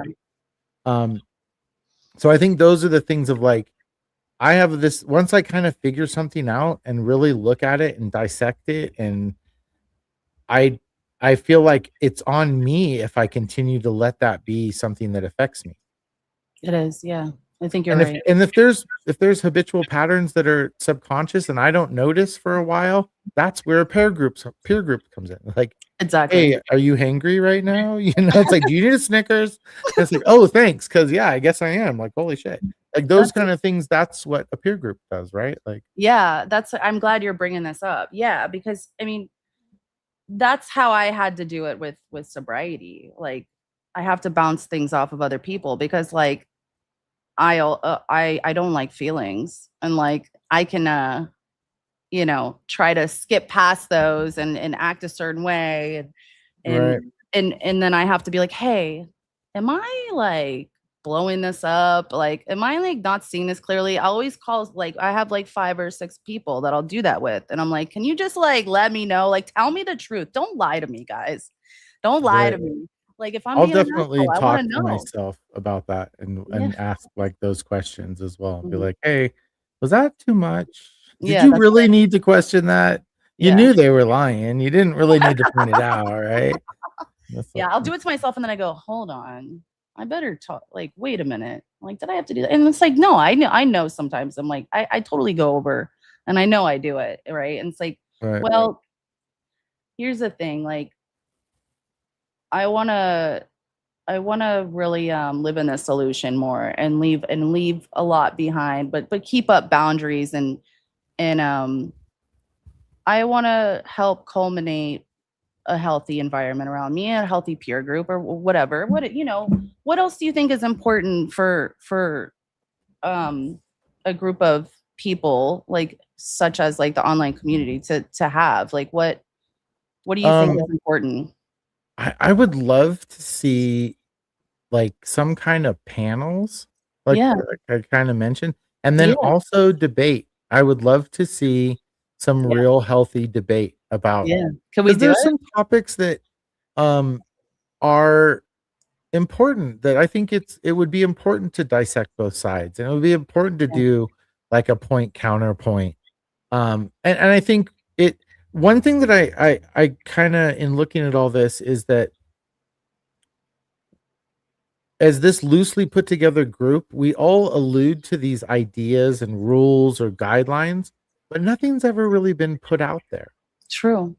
And everybody refers to themselves as a community. It's like, well, how would you define that community? Yeah. I Right? don't And it's know. so we're kind of, it's like, and if people that are the, huge channels, and they're the ones that are, it's like, well, then if you're living off your training, live off your training and actually put out what you expect and what you think. And like, this is what being part of my group looks like. Da, da, da, Mm. da, da, da, da. Oh, yeah. And then it's like, okay, now we can decide whether we want to be in it or not. And Yeah. then it's not this react and counter react. And then now it's hurt feelings and now it's personal. And sure, do I have that in me? Yeah, I do. I can Yeah. do that. I can dress down people. I Yeah. didn't It's not need to hard. do I didn't need to do that a lot in the Sea Org, as a lot of other people did. Like, there were people that just yelled all the time. Oh, But it was more like, you don't need to yell to impinge, true. right? Yeah. Like, there's different ways to say, "Hey, we're in this together. We're gonna get this done. I need your full attention. Do I have it? Yeah. Good. Let's go." That's intention. That's not, "Look, you I love fucking, you're so," like, that's where it's like, and that's kind of what's, it. I do. when we don't appeal to the intellect, Yeah. we appeal to the person. And that has no business in this, in dissecting. Like, we're all trying, at the bottom line, we can't make a good versus bad and heroes versus villains in Yeah. this, in anything I want to be a Us part versus of. them. Us versus them. Right, because this is a place where we have those trusted, we've been conditioned, and not even that, but everybody else that's involved, they have similar issues or they wouldn't be here. It'd be the They can change kind of. relate, right? Yeah. And the ones that can't, they need to also help be beacons and lights. Yeah. Hey, I grew up normal. Bling, here's a light. We don't do that shit, dumbasses. Come this way. Like that helps. That's, it does. Because Yeah. sometimes you're caught up in it and you don't see it. Yeah. So, I I think think that's it's what I didn't know important. what was happening. Kind of, it was like, wait, wrangle up. Like, hold on, Right. hold Well, then on. it's like, I got to the point where it's like, if you go into a chat and you say anything, Oh, you're don't. now a bad guy. You're a bad You guy. support everything that they've ever Can't do done. that. Yeah, And you you're can't just do like, that. wow, no, I can't. I never agreed to that. I didn't I didn't, understand that. That freaked me out. it's a more recent thing. And then it's like, well, Okay. let's get back to what we're all doing here, fighting Scientology. It's like, well, can you define that exactly? Like, how, like, and now Yeah, what does that I'm mean? not doing enough because I'm not protesting. So now I Really? can't have my feels. I have to be a protester. And if I'm not a protester, I should just shut the fuck up. I'm just a victim trying. And it's like, I get it. You're pushing Oh, my buttons. I get, like, so if people are I like, get it. is there OSA stuff? Yeah. You know why? Because OSA's number one thing is to gather what? That Info. yeah. So they're going to find your weaknesses. They're going to find your buttons, You're and ruined. they're going to push them for Yeah. sure. They got everybody's. That's what, when Tony Ortega yelled at me one year on the phone, He yelled at he you. screamed at me. Yeah, oh god. It was funny because I don't have a problem with him. No, But I he know. was pissed and he repeated OSA lines that I had heard from my dad. Like verbatim, like exactly the same. And then when he got done, I was like, you know what, Tony, I've heard this from my dad. I'm like, you should try harder and find out who the OSA person is on your line. Like, Oh shit. his wife's a lawyer for the UN, and Scientology has a bunch of people in the I UN. saw So that. she's been safe pointed for sure. I saw But they don't want to admit it. They want to, it's because that's the point. Is like, this has all been called out before with the X community. Yeah. Tony was the first one because he's on a bunch of different podcasts being like, it was a slow news day. I was looking for something juicy and I found this. That's like verbatim. He told Mike Rowe that. And then it's like, oh, and then he's like, I don't know how these idiots can freaking believe this shit. And it's like, and I wouldn't take it personally because like I didn't have a choice. And a lot of us didn't. but a lot of the first gen did. And that's where this divide kind of started. So if you want to look at what an OSA op is, OSA ops, they want to split everything apart and then muddy the waters and make it so disgusting that nobody wants to come back, right? Oh, yeah. Well, so the first gen, second gen thing. And then the whole every parent's bad. Yeah. You take really passionate people and then you just entice them and egg them on a little bit here and there. And then they start attacking each other. Yeah. And now first gen's like attacking, like Tori got attacked for being the mother of a kid who's in, although her son lives with her and he loves her. She's a terrible person because the only person that did anything and accounted was Cece. I knew Cece really well. And she had a bunch of kids in Scientology, and some of them don't talk to her, some of them did. But Cece was just Cece. She did what she like. Just because Tori isn't like, you're right, everybody. It's not like she's saying everybody else, it's okay what they did. She's just saying that wasn't her experience. And that's okay. Yeah. Like we want to have individual viewpoint. We don't want group think. We don't want group agreement. We don't want lemmings. We want people to be able to experience their truths and be heard. And not even, you don't have to agree, but if you come into a space, like at least if I go into a space and I go into a chat and I'm like, wow, this seems really weird. This makes me feel strange. I usually just leave. Yeah. Because that's not my space. But if it is and I resonate, I contribute. And I understand and I feel for the people there. That's what we're doing. Yeah. You know, that's where it's like we are so segregated and compartmentalized as a society right now that we have these places where we can all get together and create a little bubble of whatever truth or hope or healing, or a place where we can just kind of share. Right. And that's important. It's important to hear it keeps people alive. Bottom line. Like, remember that song, I'm Glad You Called? Yeah. Right. Like, it keeps people fucking alive, man. Yeah. It's kept me alive. I appreciate everybody that comes here and spends their time and their energy supporting and healing. And whether we call it that or it's a group or whatever, but it's, yeah, I mean, it's important. It's super important. And I think we're losing sight of that basic humanness a little bit. Ooh, yeah, because it's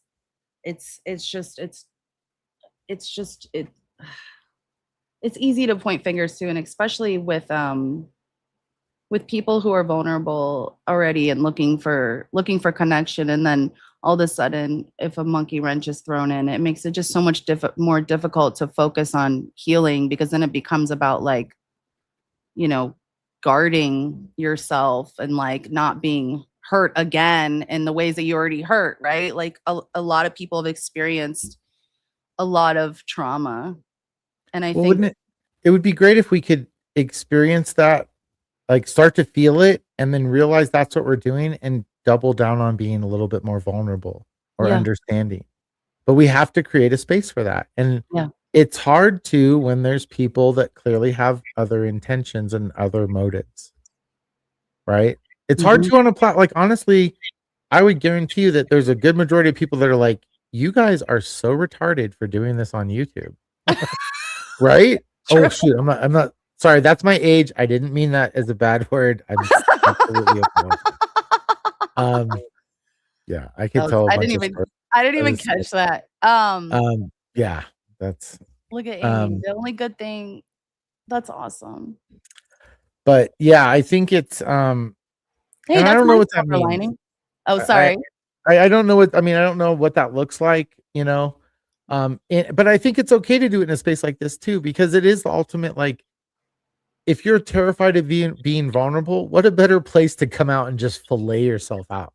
Well, that's what I did. I came on YouTube and I said, I did this, that, and the other. And then my shame started going away. And people were like, I saw that.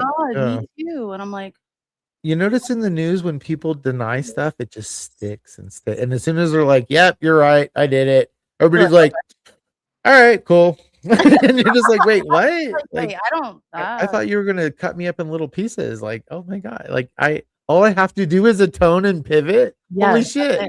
That's literally that's all I keep saying. I'm like, if we just, you know, like, hey, I messed up, man. Like, I don't want to be like that. So here's what I'm going to do, or here's what I'm doing. It's like, I'm like, yeah, Right. that's what I And want to see. people need to believe what they believe in. They're Yeah. like, nobody should be able to knock them off that hill unless that hill is hurting other people or built on other people's lives, trauma, shame, whatever. Yeah. Um, Yeah. it's even with politics, even with any of that. It's like, be honest, be true to who you are, and it'll be fine as long as we're not just like destroying and hurting each other. Yeah. Hey, Reno, so close to hell you can see sparks. Did you guys have any questions? Someone asked a question and I started. Hold on. I like this. How can you help people and humanity without empathy? Because like when you were talking about Well, money, right? yeah. if if you're But, like, motivated by money, you can inadvertently help somebody. yeah. Um, yeah, But for being in the sure. Sea Org and everything, I guess your mission was like help the world, Yeah, save the world. it was hard. There's people that are still there that I worked with that still believe they're there helping mankind become a better place. Yeah. Did you believe And that? that I did wholeheartedly. That's why I stayed. Okay. That's why I still believe purpose is a big button. I don't know that people like understand what a I big don't. thing purpose can. Well, I think they do if you just look at history, right? Mhm. Purpose has made people do crazy stuff. Yeah. They feel they're self-righteous. They feel like they're above and they think other people are below. And that's the difference is even if you feel like you're coming from a higher place, you don't have to judge it. Just people are where they are. And if Yeah. you're somewhere else, shine a light. If you're somewhere brighter, shine a light. If somebody's Yeah. spinning around in the dark, don't look at them like, whoa, glad I'm not there. Shine a fucking light. Like, Glad and I'm if not you there. can't, then make sure they're not like able to hurt you or break your light. Yeah. That's kind of it's like that's detaching with love. Like, how do you not react to Exactly. somebody that's not gonna see it, knows will attack you, blames judges? Like, I mean, my God, you wanted a jury of your peers, you got it, and now it's not a like, It's dude, true. look in the mirror, right? Like, you're not like help yourself, help that kid. Get out of your way, dude. That kid is screaming for help.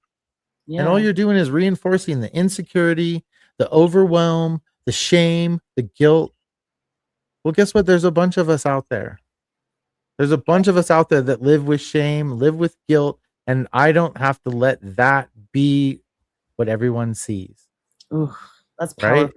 Yeah. It's just it right. It's that I told my youngest the other day, I was like, Powerful. internal dialogue versus external dialogue, right? Mhm. It's okay to think some of these things, Yeah. but don't say them.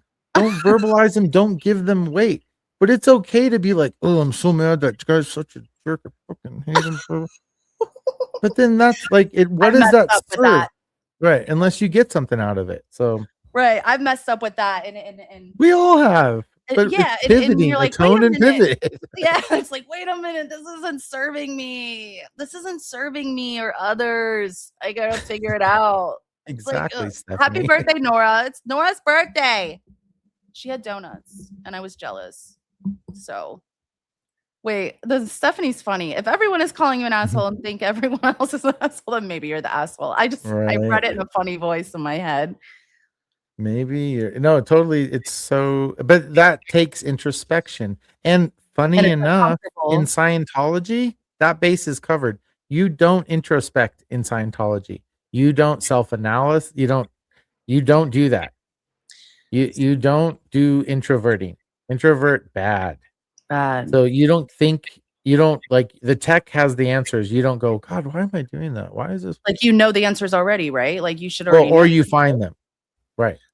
It's okay Lit. not to know. It's just you have to find them. And the answer isn't going in your head being like, well, wait a minute, what did I do? You don't figure is another term that was called. So do you think that people that are maybe like coming out of a high control group like Scientology, whatever you want to call it, a cult maybe, do you think that they're still living like that maybe and haven't learned new tools and that's why they act this way? What? When you're a child and you're like you know what attachment styles are, right? Mhm. Okay. And you know what developmental stages and all that. Mm. So when your neural pathways are not only ingrained, but they're kind of seared in and Mhm. scarred in, Yeah. it's really hard. And I don't even know that it's fair to ask somebody to start to try to dissect that Yeah. and take the good and the bad. And like I that's know. almost like if you It's really hard. want to fuck with somebody that grew up, tell them that they need to start figuring out what the good and the bad is of all their like they you have to live with that at one point, and not like it's my hair shirt or it's my like it's my badge of hurt. Like you don't have to live with it that way. It's just accept that this is what I was given, and I can take this and make good tools out of it to make good choices. But that also takes introspecting and say, what do I value? Do I want to treat people the way that I want to be treated? Or do I just want to take and I everybody owes me something because I was Yeah. so hurt? Right. Well, when you start seeing and you start digging, you realize there's a lot of people that have a lot of pain that's wrapped in shame and that exhibits itself in sometimes hurtful behavior, Yeah. right? Mm. So when you have that pain and you have that shame and it's that's hard to take it and change it. And when you grow up in a cult, it's hard not to always feel like you know more. Because that's what you were I told. bet. Yeah. And so you to be humble and to be vulnerable is terrifying. And the other thing is when I was first vulnerable, then I was like, well, I need to be vulnerable all the time. Right. And then I realized that's not smart at One all. extreme to the other. Right. Right. And so it's sort of like, and then you think you get enough tools, and then you go try to save somebody else. Yeah. Like I've done all the stereotypical stupid survival healing things. I've fallen down, and but I think that's part of it, right? Yeah. Of course. I Like think it's so too. part of we I've all done it go all do too. that. And it's even okay. Like there's no perfect level. Like you don't pass it 100% first time. You got to go through the level a few times. Yeah. Level up, figure it out, find some cheat codes, Yeah. like it's sort of kind of part of it. And give yourself whatever grace or whatever the frick, it needs to be, but give yourself the ability to heal. Put yourself in positions to be able to experience stuff and look at those things. I had a counselor tell me that sometimes it's like a balloon, right? Mhm. And what you're trying to get at is in the very center of that balloon. And it's really hard to look at because you don't even want to touch the outside because you know it's going to pop. Yeah. And it's like, so you don't touch and it's like, I don't want that. That's your balloon. Why'd you even make me look at that balloon? That's the stupidest balloon I've ever seen. I don't even like, and you do so what do Mm. you do for that person? You say, I understand that you can't understand right now. Yeah. And when you're in a That's place it. that you can, I'll be there if I can. Yeah. And until then, I'm going to be over here because I can't Detach with do love. that again. Or I want to, like, I want you to see what I think I see that's right. I want you to see this path.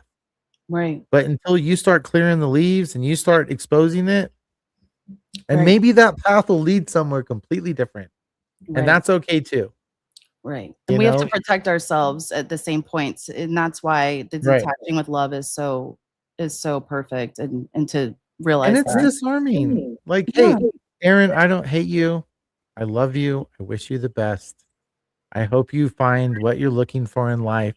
But right now, I can't be in your space and I can't support you. I see the hurt child and Yeah. I will always have room for that. But I can't be this around this guarded person that will do anything and hurt anyone to not look inside when I've worked so hard to look inside. Yeah. And that's Wow. the people I want to support. The people doing the work, the Liz Gales, the Noras. And yeah, have they been a little unhinged? Fuck yeah, they have. Right? We all have been. It's a Yeah, lot. man. Hi. Liz says it best. I'm messy. I like that. I know. Right. And that's owning your shit. And that's okay.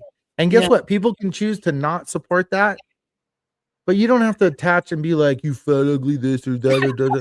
Right? Like, dude, detach with fucking love and show some. Those are internal thoughts that we Yeah. don't use. Right. Right?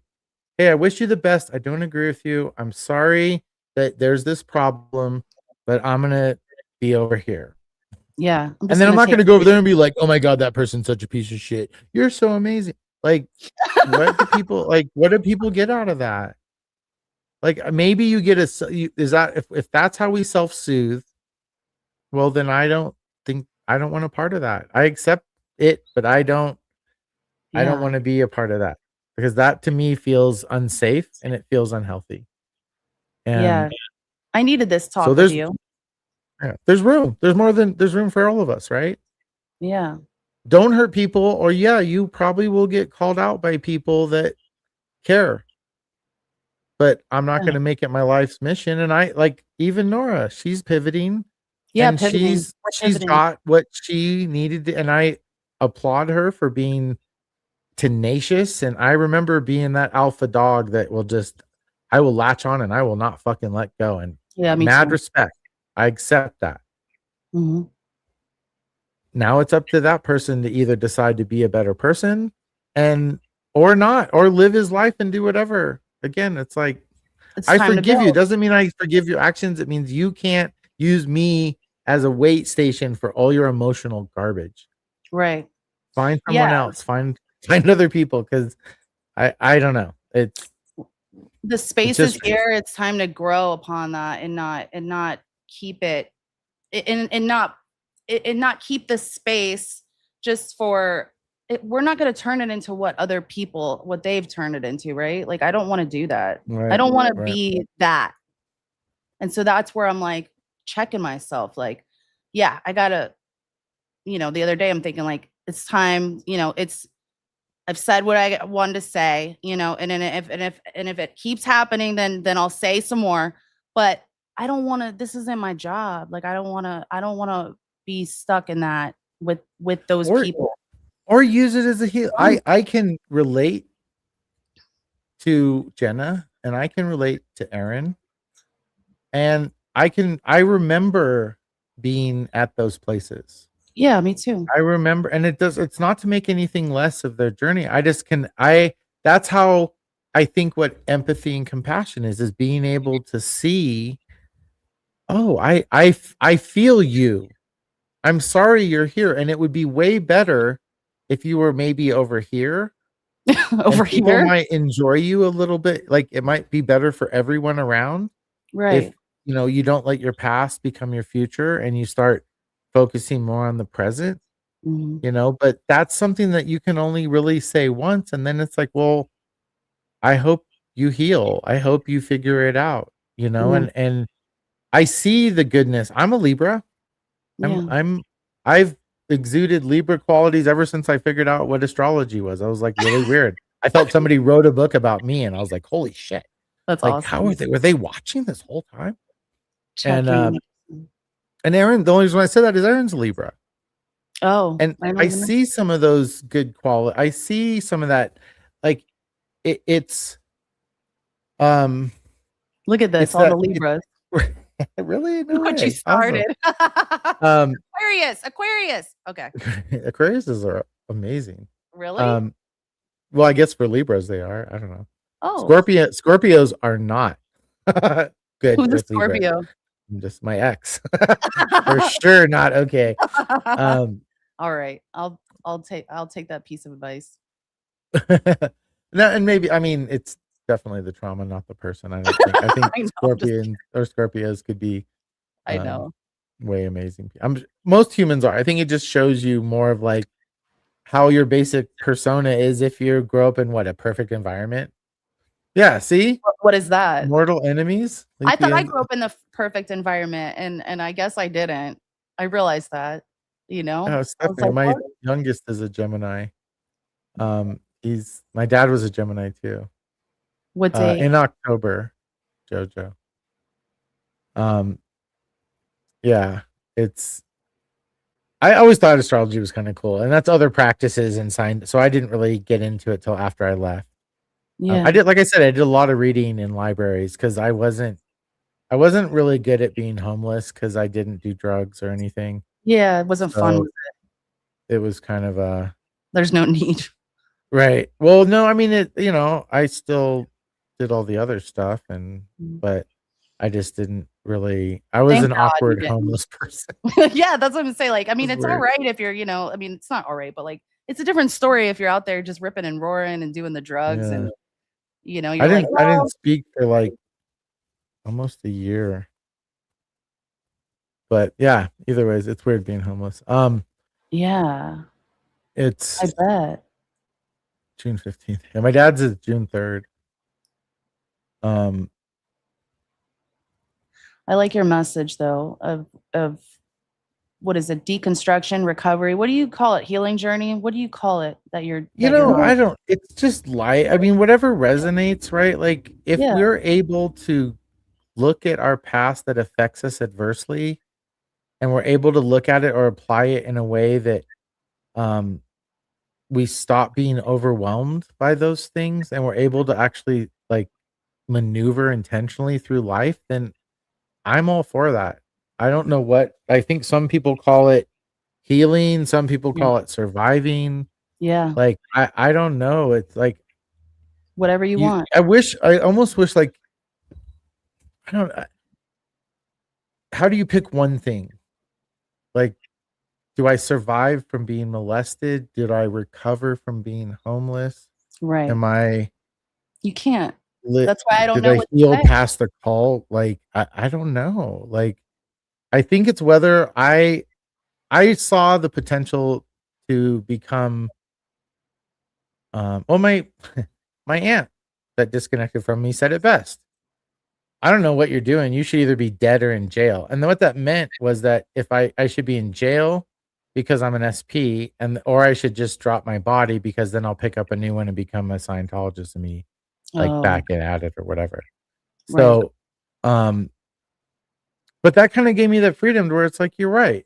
I kind of like I get it. I gave my life, I gave a billion years when I was 13, 14 years old. You said 14. I was like, holy shit. Yeah, well, I And my signed a kids were, contract when I was 11. that's Um, crazy. but they didn't let me go then. And then it was a couple of years before a recruiting mission came back. And then when they did, it was like immediate. Wow. Like I was recruited and put on a plane to Florida like 2 days later. Um, That's wild. to be gone forever. One-way ticket. It was pretty cool. And Wow. do I remember any smells? Yes, sulfur. Ooh.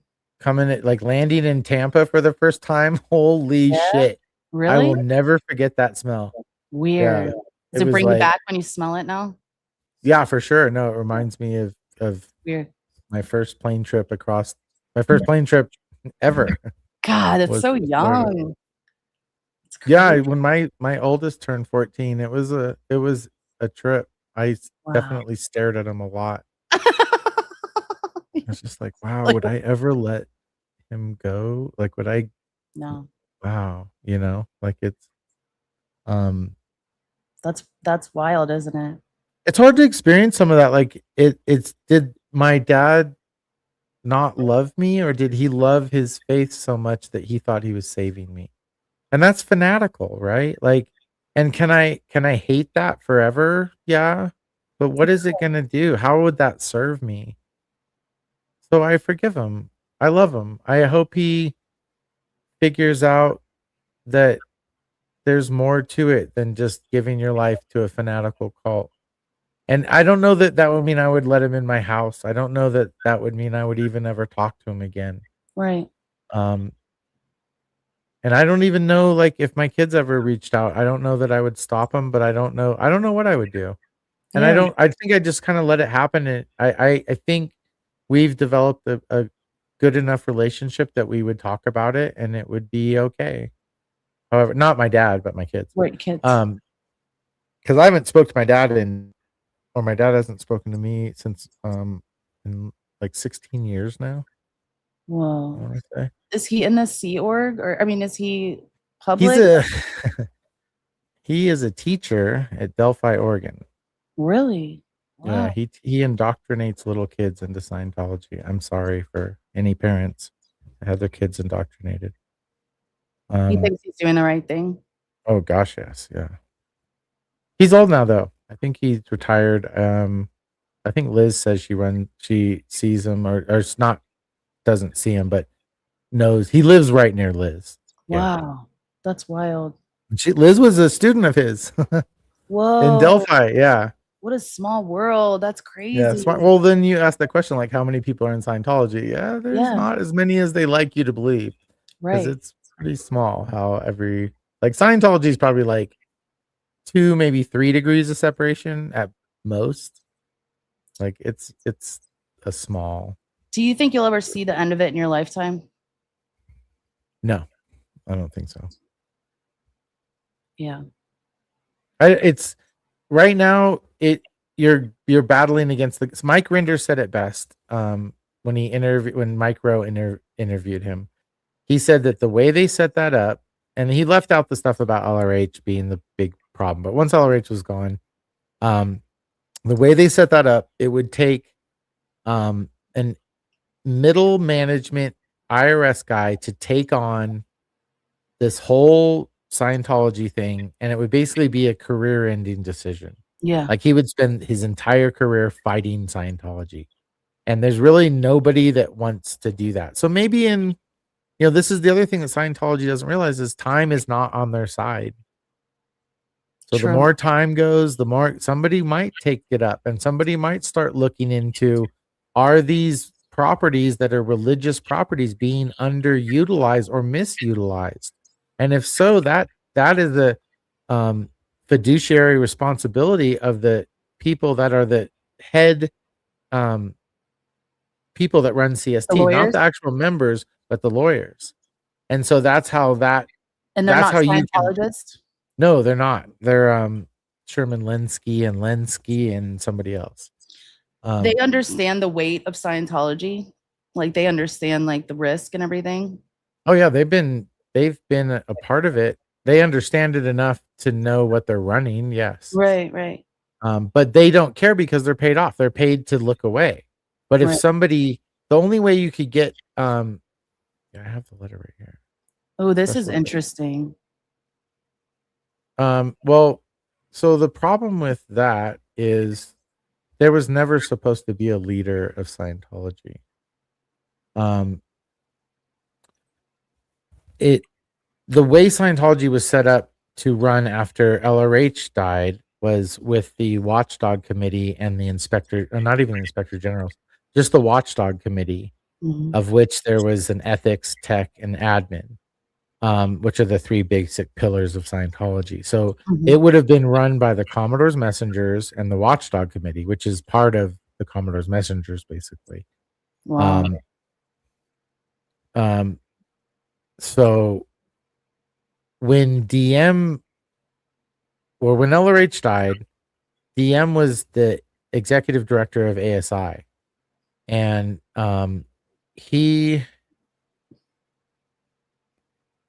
basically saw what was happening. He put himself in charge of what was called a special unit, and that was basically he was the liaison between all the international stats and money Mhm. and Pat Broker, who Pat and Annie were the people that were responsible for being with LRH, Right. and Sarge Fife and a few other people. Um, but so he was in those lines. He put himself in those lines, and he basically started to take count of who was with him and who was against him.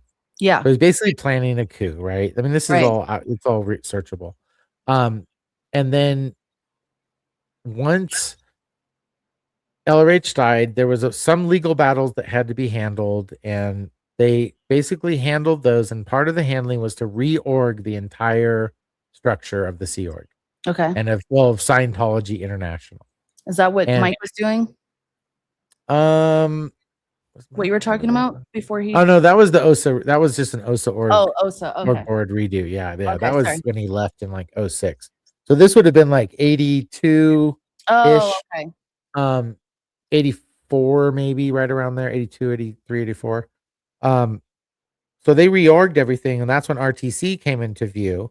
And that's CST was not until late 84, I think 85, 86. Okay. And that was part of this whole, like, ASI is a for-profit, CST was going to be a not-for-profit religion, and then they reorganized. That's when they started kind of putting Able Wise. That's where the HGB came from, the Hollywood Guarantee Building, and Okay. that's when everything got kind of moved in house Okay. once it was reorg and structured. So DM put himself at the top of that as the de facto leader of Scientology without any policy or without any How did he anything. But do that?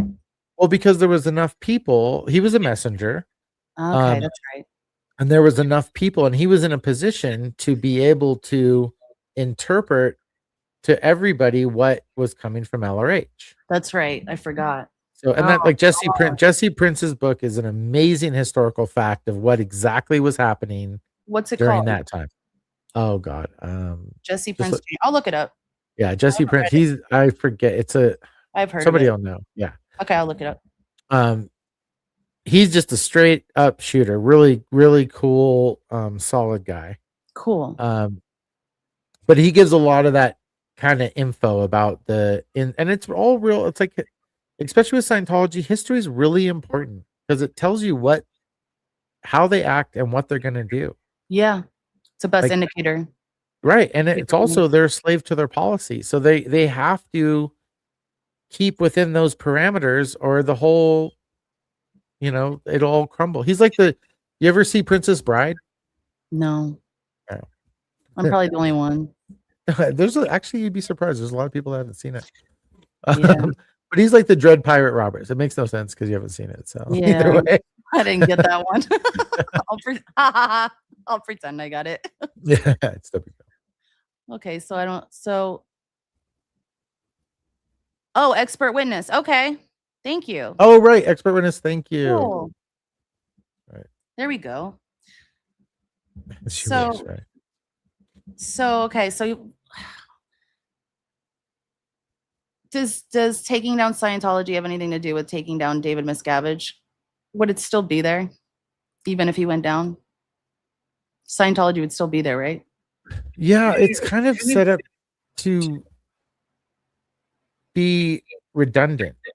It's like you couldn't, if you attacked Able might go down, but Wise, CCHR, Way to Happiness, Criminon, Narcanon will all be fine because they're all under a different corporate umbrella. And Scientology leases the copyrights to them. So if something happens, they take copyrights away. Everything that is goes one away. smart thing. Yeah. Well, right. When you pay lawyers a crud ton of money, and it's like, I don't care if you believe in this or not. How do I survive and sustain? Yeah. Well, they're going to be like, well, this is what you got to do. But there's always a loophole. There's always. So taking down, and honestly, like taking down I would say if the goal is anything, the goal is to educate people about Scientology. Yeah. Yeah. Let them know it's a trap. Let them know that it's a mental trap. If you get there, be careful because they're going to try to suck you in. They're going to prey on your weaknesses. Like is that protesting? Sure. But nobody's anonymous. So protest away. Everybody do what you want to do. If you feel like that helps you and makes you a better, then great. Yeah. I don't know. You're going to take down a multi-billion-dollar church. It's sort of, I don't know. That's I mean, I guess as your exclusive kind of methodology of taking down the church of just protesting, I don't think it'd be effective as the only way. No. I guess it does bring eyes to it, which to them they think that's a good thing. So more attention, either negative or positive, is good. They don't care. It's all bringing clicks and bodies in the shop or whatever, right? Do you hear that, guys? Scientology, it's even the bad PR is good, he said, right? Yeah, there's a letter from Jack Woodford from the late 1940s, early 1950s to LRH that talks about it. And that's something they incorporate. That was also something in Mike Rinder's OSA files. So if he had that in his OSA files in 2006, then it was very important to the church from the 1950s on. Just saying. Yeah. And if that's a primary thing with OSA, you think part of their ops is to create any kind of PR, bad or good? Keep it in the vernacular. Keep them talking about it. Keep it. It keeps them relevant. If we gray rocked them for a while, they would freak the fuck out. But so would a lot of people that are Yeah. very dependent monetarily on seeing this thing drag out a long, slow death. Ooh. Right? If it died Yeah. overnight, who would lose right now? A lot of people, right? That are Yeah. making good money, Yeah. right? So interesting, because so when you I tie thought about yourself to that. something so intricately, you now have a vested interest in that. So you would rather see it be a long, slow death and maybe have them recover a few times, and like that is You maybe like not do, maybe like pretend that you're doing stuff I'll towards sell them, but some more nothing super shirts, effective. get a couple more memberships, do a Yeah. couple more of this, and like make some more money. Talk about it like, hey, let's just drag this out. It works for both of us. Yeah. So, do we really want to see the demise? Well, yeah, sure. Say what's bad about it and detach with love. Like, fuck, I don't know. Yeah. It's like let it. And when you choose to talk about it from a place that isn't meant to like vomit and barf all over and bleed all over everybody. Talk to it from a place like, yeah, I hurt? Absolutely. Am I gonna come on and try to play this like poor me thing, or I need something, and like it's people can have a fair exchange and give you money for reasons that aren't your trauma, Yes. and that aren't about pivoting on a church being or a cult or a high demand religious organization, or depends what you're looking at from a government point, then it's a church. If Right. you're looking at it from a person people that left, well, it's probably a cult, Yeah. you know? And it's Right. hard. Like I don't how do you take everything you grew up with and say it's all bad? That Right. means I'm all bad. That's exactly what I was saying. It's your Right. identity. Then you have to throw parts of yourself away. And it's like, how do you do that safely? Right. Well, how do you create that person that you recover with and then let that person go, and then what do you have? Like, I guess that's your true self, but that's terrifying, to be Yeah. honest. To look at Like, that shit. To look at I'm that shit. yeah, I'd rather live with some scars, and I don't need to be flawless. I can be severely scarred, and it's okay. Okay, I can still be a pet. I won't be breeding stock, but I could still be a pet for somebody. Oh wait, Maybe those are dogs. Never mind. Sorry. maybe it's progress over perfection. Yeah, I like that. That sounds real for sure. Never mind, the basement camera went off. He's down there. What? What? Who's down there? The AI on A the camera raccoon? seems confused because he called my cat a raccoon.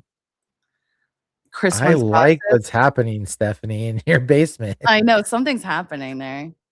There's some NK Ultra going on. Something in a pink motel. Something. There's I'm looking at the. Chris School. Who's Chris? Nobody's They talking to me. wanted gossip, but they love listening to you. See how that worked out? Look at that. Gossip. Gossip. Well, But I they don't love even know like what they gossip is. they You like want to gossip, but they like listening to you. So all it's right. sufficient. But you So could do gossip. or we can tell truths and be Yeah. like, this is how I see it. It doesn't mean if people want to condemn other people because people are speaking their truth, that's kind of Yeah. on them, right? And if we all want to perpetuate that, that's kind of on us.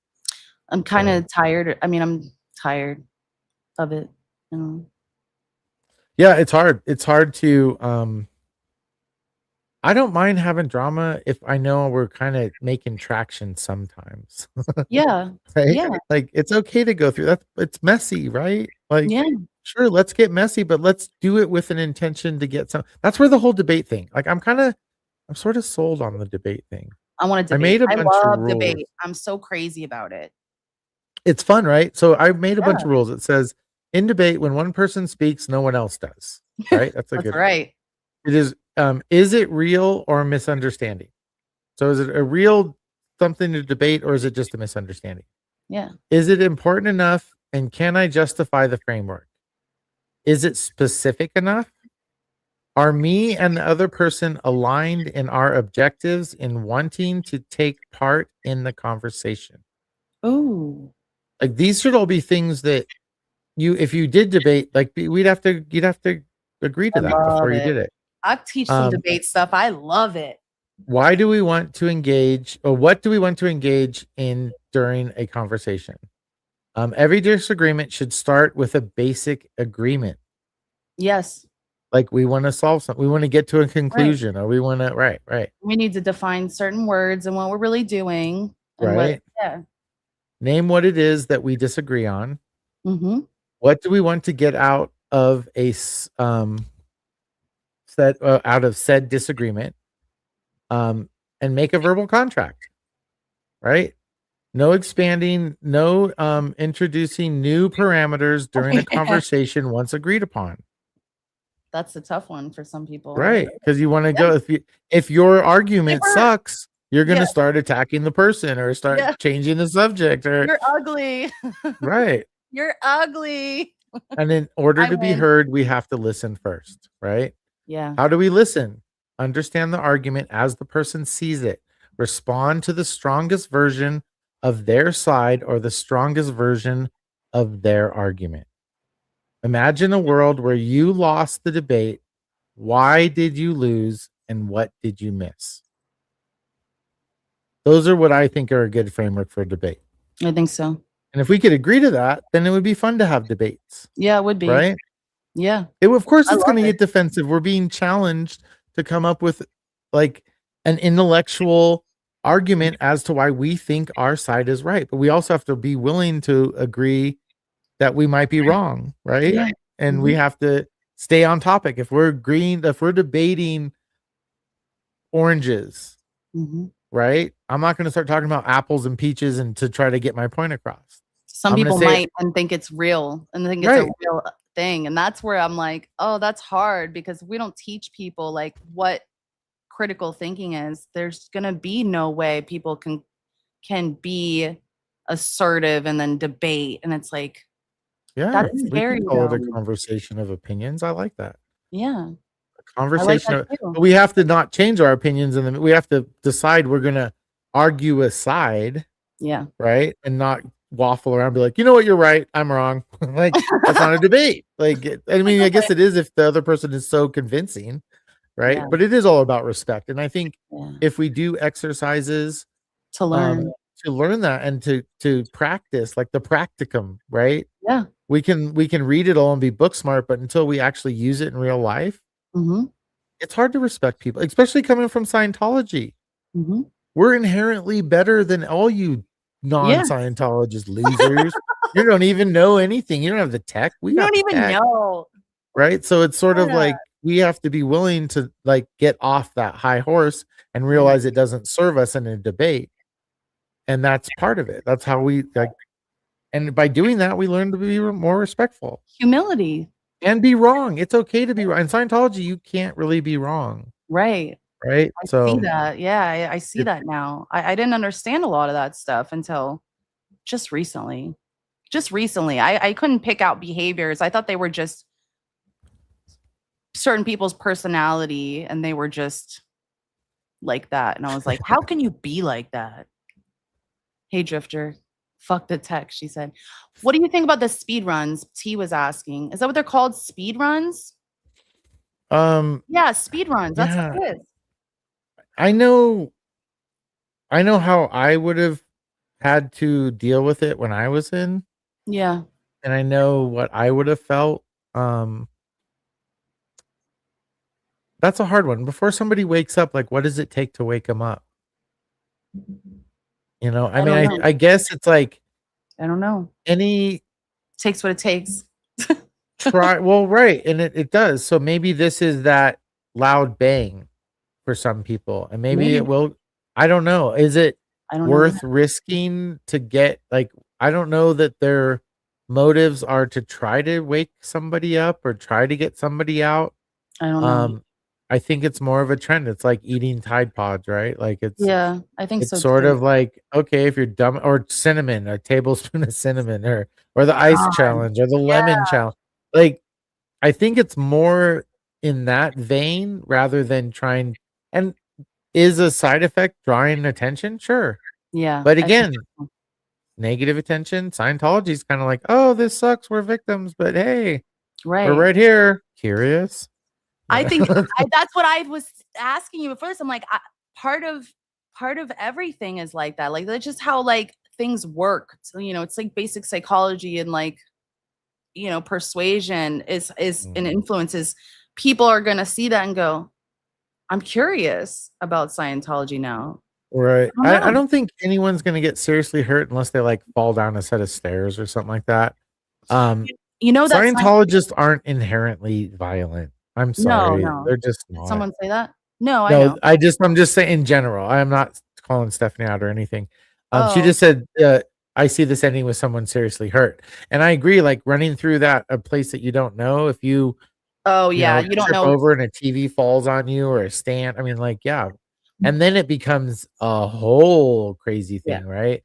But nobody's gonna like try to punch or restrain or the I only would way. hope not. The only thing Scientology knows how to do is a drill called 8C, and it's body control. Was it fall And over? no, they stand and they, like, put their hands on your shoulder. It's for Oh, drunk people. It's oh, to like, if somebody's drunk, you just walk them out of the bar, basically. oh. Can I show Um, you something? yeah, Hold sure. on. Which it was under. I found this earlier on TikTok, and Scientology is kind of making a joke out of the speed runs on one of their TikToks, and I was like, oh, well, this isn't this isn't going the way everyone planned. Right. Is that the one in Washington? Is that the I think it might have been Vegas. Hold on. I They're agree, getting these Drifter Wars. they're getting Never these I good-looking targeted young it. people to do these TikToks. I'm sure you've seen. Um, I don't have TikTok, actually. it's terrible. I I hate don't it. Tiki talk. I just went on there today. Yet another evil. This guy. Inside Scientology. Wait. Oh. Saying inside Scientology. Oh wait. In this episode That's of not it. Scientology Mythbusters. Yeah, there's some people that have some, like, inherent misunderstandings about what Scientology is. Like, Yeah. and I think that's part of it, is that the narrative of, so if you were in and they're like, people are using the nomenclature, but they're getting it basically wrong, Yeah. Scientologists, Sea Org members would laugh Here it at is. that. Here, look.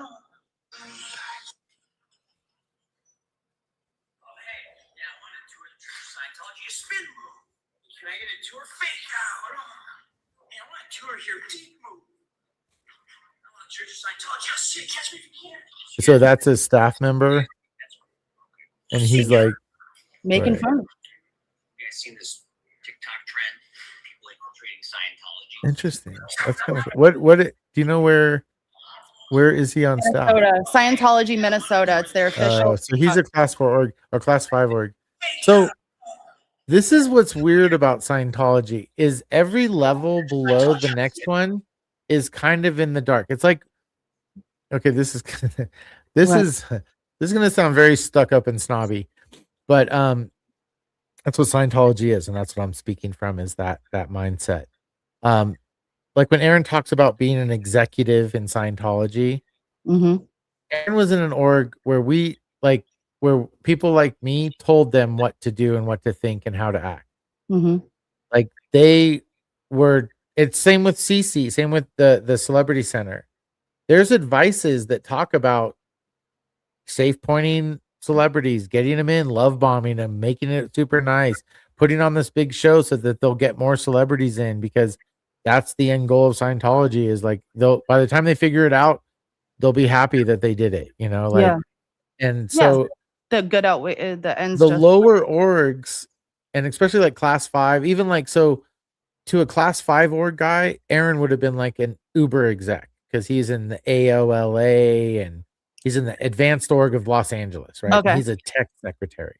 Like he's Okay. a division head over tech. Like he runs all the audit and all the OT levels that are given in LA. To a class 5 org that in the Scientology, they would have been like, oh my God, like, yes, sir, amazing. And Oh, okay. but to a class 5 org person, they think that, like, right now, they think that their org is struggling, every other org is booming, right? They all are full and have full clout, and just their org is like, so they're doing all this stuff, and they're willing to say, and like, they're basically presented with what they're told to think, and then that's why he's like, oh, hey, Yeah. speed run guys, and like, he's Yeah. just playing the game what he's been conditioned to do. Yeah. So That's it'll what's never scary. change, No, right? Like Scientology is using it now, and like, I mean, that's a smart PR move, like on their part. I'm not gonna lie. well, it's the whole bad PR, right? Like Yeah, it's it's like, well, come on in. Like it's okay. We're not bad. right, exactly. We're fine. And Okay. then when you come in, they're like, get out because Yeah, yeah. right. It's like, well, come on in. A lot of them are like, yeah, we get free tours, and I'm like seeing this, and I'm like, oh shit, this is Well, at just this point, great. like, so one thing, like growing up in Scientology, so that here I'll explain the nomenclature thing again. Okay, So the VFP of an org is VSD. okay. I don't know what you're Right. saying. Yeah. Right. The valuable final product of an org Okay. is value of services delivered. Okay. That's auditing. Basically, like well done auditing hours. Okay. When I got there, that pretty much completely changed to gross income. Liz. Right. Yeah, there is no such thing as bad PR. Absolutely. Sorry. And great to see you, Liz, by the way. So that's kind of like that's sort of it in a nutshell, right? Like Yeah, so that's what matters. right. It's sales, right? It's Scientology is based on big league sales and the art of war. Yeah. 100%. I learned how to sell Dynetics books when I was 8 to 10 years old, door to door at night to pay for my classes because I had to get my exchange in. My dad paid Wow. for one class or he'd help chip in, but otherwise I had to earn the money. Wow. I had to work for it and I had to earn the money. So you How did do you, that. how many people do you think they're recruiting realistically? Like where do you think they're mostly recruiting them? Do you think it's even in this front? What are they called? The front groups? Yeah, I mean, The it's all missions? stats, right? It's all Yeah. statistics. It's sort of Yeah. it's gone to this where the emperor kind of has no clothes. Like DM wants to hear what he needs to hear to make himself feel better. Yeah. So they've changed their whole focus from Bridge, like which is their publishing division, right? And all their CDs and all that stuff to SMP, right? The Scientology Media Productions. I found them on TikTok too, Bridge Publications. Yeah, and they're still there. They still print books and this and that, and they have, but it's obsolete. It's archaic tech, really, right? Like everybody's online, everybody. So Yeah. SMP is there now. So they're now making statistics based on number of people, watch minutes, blah blah blah, like all those kind of things. They're playing that same game. They're recruiting right now. online. So the difference is the reason why I said about what a Scientology's stats were and how they changed was when you look at David Miscavige and where he's taken it, is he's taken it to like a quote unquote mainstream religion. Yeah. Yeah. So he's making historical cathedrals or whatever you want to call them in their ideal orgs and the vaults, and he's doing all the things to make themselves appear like a church. I think it's like if you build it, they will come kind of thing. I think what's happening right now is kind of like making it look like they're a bigger organization than they actually are. I don't know. Art of war. When you're Yeah. smaller than the enemy, you need to appear bigger. Yeah. And that's what I think they appear like huge. And then, but there was like what, 25,000 still in it? Right. I mean, it's really not that many. Well, and that's probably a realistic estimation worldwide. That's crazy. Yeah, it's shrunk quite a bit, but it was never it's never been as big as they said. Right. And yes, DNV 1225. I have probably about 6 family members in right now. Wow. A couple in the Sea Org, a couple on staff, Delphi, that kind of thing. That's crazy. Well, and then so they have all these TikToks are coming up and it's like, oh, Atlanta, like all these places, Paris and all around the world. And it's like, it looks huge. Like their PR game is not bad at all. And then I see the TikTok runs make it look like it's even bigger. It's like, what is Scientology? What is Scientology? So it's actually like, that is the bad PR, but like, it's good, I think, for them. I don't know. Like, I'm starting to think like, holy shit, I don't know. Right. I didn't think it would have that big of a reverse effect, but it kind of looks like it might be. Well, and it's appear big even when you're small. Yeah. So it doesn't mean they're big and they're getting a ton of stuff. It just means they Right. are It appearing big. appears. Yeah. Right. And that's And all that's they what I need. care about is like the optics. That's what I'm looking at is like optically, what does it look like? Right. You know? Right. 'Cause Yeah, that's exactly. reality, isn't it? No, and I think reality is it is a shrinking religion, and I Mhm. don't think the people, the powers that be care. No. Like, No, look how they 'cause they made their have ideal orgs. There's not human body routers anymore because everybody's too incompetent to duplicate the tech. So he has kiosks. That's So crazy. basically, you're making museums where somebody could walk in totally unsupervised, press a button, and Ugh. learn what Scientology is, and then get like that's how much. Well, that's what a malignant narcissist does, right? Yeah, 'cause they can still He's stay alive. well, and he has the resources. Like, so if Yeah. imagine him without resources, he would be Right. an Gone. awful right. Well, not gone. He Or would still be probably who he is, but he would be into crime, drugs. That I mean, like he has Oh, the yeah. way to cushion himself and be able to always be right, right? Yeah. So he can say he's forwarding LRH's last wish by building all these empty buildings when really he's just creating real estate buffers. That's all Yeah. he's really doing is, and making everybody else Smart. responsible for it while he has this real estate empire where this art, and I'm pretty sure he knows it's an archaic religion. It's with Yeah. this, the nomenclature being so specific, it's doomed to fail.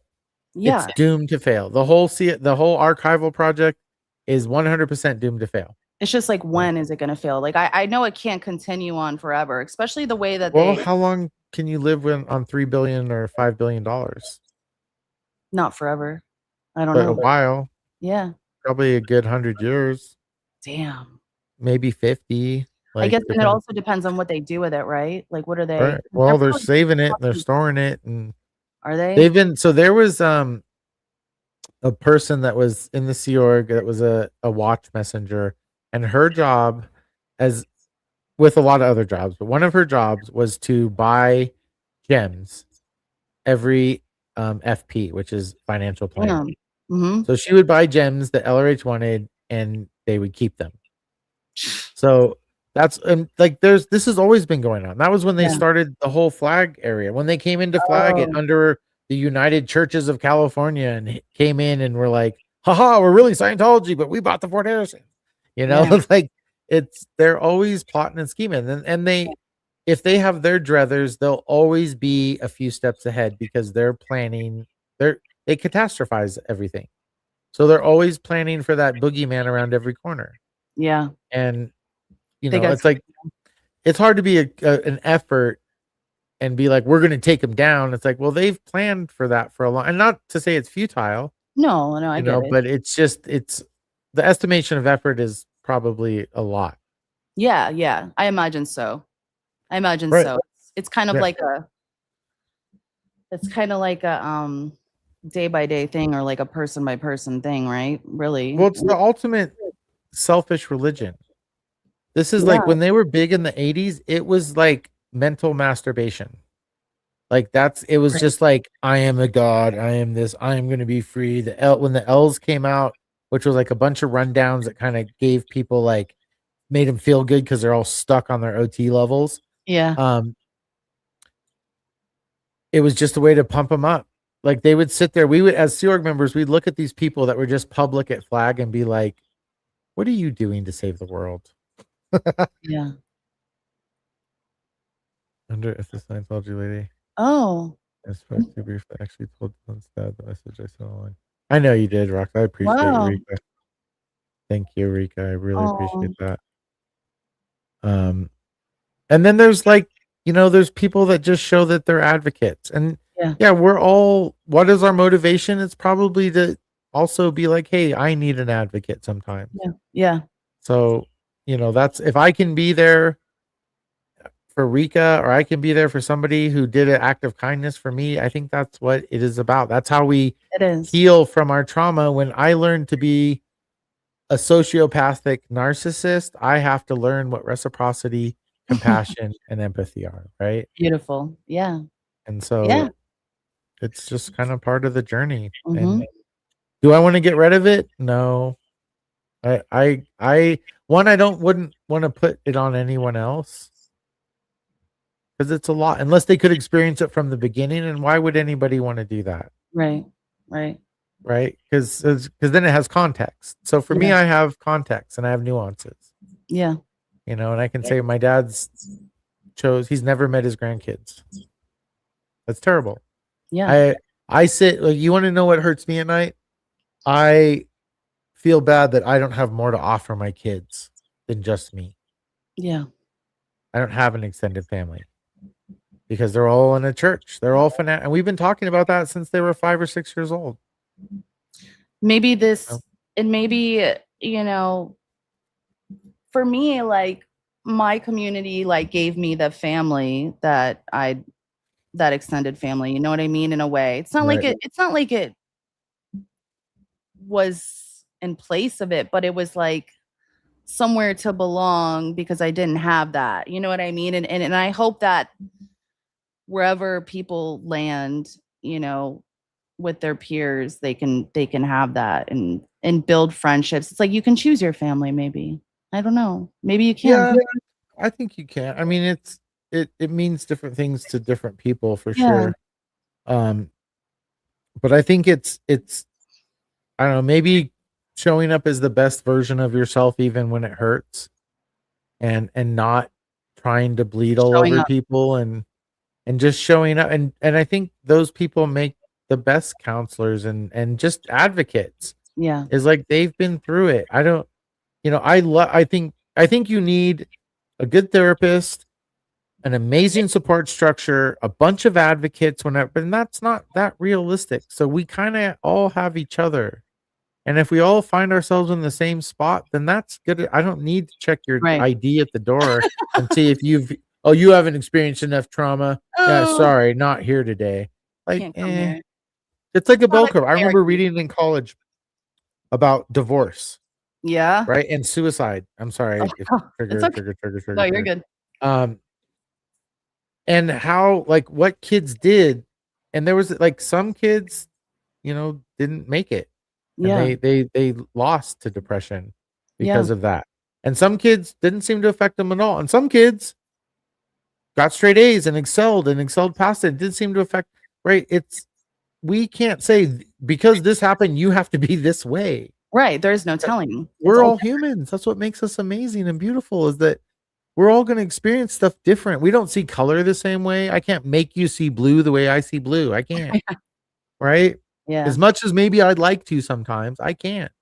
Yeah. And I have to accept that you're going to see it different. But maybe we can both agree that there is a color blue. Yeah.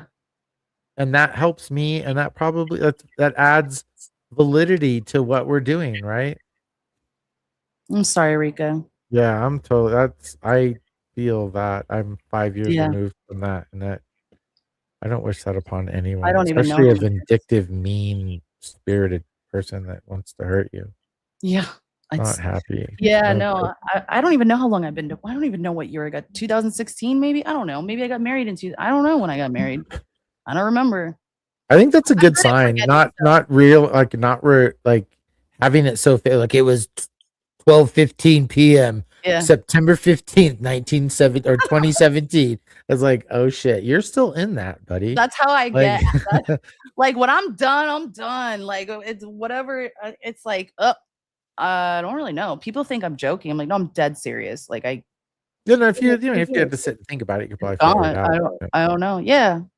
I don't know. It's not important. And honestly, that's a sign. I think that's a good sign of healing, is like, I get it. I did it, but I don't remember enough to make it this big thing I don't use it as like, look at this. See, look, it's like, and I get it. We all can like time to time and healing, and then just it all. Right. And there's a time and a place. If we're in a place where people are like, hey, this is a place where we're going to talk and be vulnerable, well, then let's embrace that and let's create and nurture that safe space. Yeah. If it's a place where we're going to gossip and be kind of rude and this and that, well, that's your choice. And people don't have to be there. I'm not doing it. Right. And maybe other people won't come back as much because that becomes a little bit more distasteful.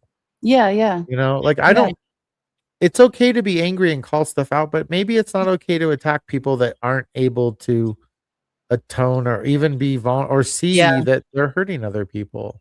Yeah. You know, that's It's a hard. hard, it's hard, and it's hard that it's been put to the forefront in this space, because it seemed like with the aftermath and with SPTV that there was really a want to help people, and that should be on its own what it is, not like, well, I also want to have status while I help people.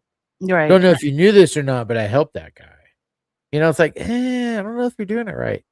Like, I don't know if that's like, it's sort of, that's not maybe how I would want to be helped. Like, I don't want to be Yeah. made an example of either way. Right, right, So, right. you know, and then I have to be the change I want to see. So I have to We're not gonna do it. use ad hominems, and I have to, you know, refrain and use my words because they matter. You can hurt people with words, and I don't want to hurt anyone anymore, and I don't want to be hurt, you I know. don't want to do the same thing. So it's time. 5 hours, Yeah. that's a long way. What are they, like, in Adelaide, and you're in, like, not Adelaide? Holy shit. And no one wants to be ducks. Correct, Sun Yellow. Yeah, well, I mean, tell that to everybody. Since I got on here, I was like blow drill, and everybody's like, "Oh, hey, Dylan, how's it going?" It's like, what the fuck with the doxing thing? Like Aaron would do, yeah, it's Dylan Gill right there. It's like, oh. I didn't know you were a blow drill. I And then, didn't. like, I what just am I remember so hearing that. afraid of? You know, like, what is, yeah, Perth to Adelaide. Yes, nailed it. Yeah, it doesn't really matter, right? It's like whatever. It didn't. I mean, I got affected by some of that. I really, I felt invested. Yeah. You know, and then I felt like I had something to lose, and when it got Oh challenged, yeah. I felt defensive. Yeah, yeah, yeah. I get And what you're saying. I didn't like feeling like that and not having an outlet where I could intellectually or speak to the intellect, not to the person. And I had felt like I had to speak to the person, and I'm like, well, yeah, I'm mad at that person, but I don't wish them ill will. Right, right. I wish they would stop hurting people. Yeah. What am I supposed to go over there and lift them up and hold them for 10 minutes? Like, No. that's a crime, right? So, and I'm not some freaking better than thou like, it's hard. And then if that person's like, you know what?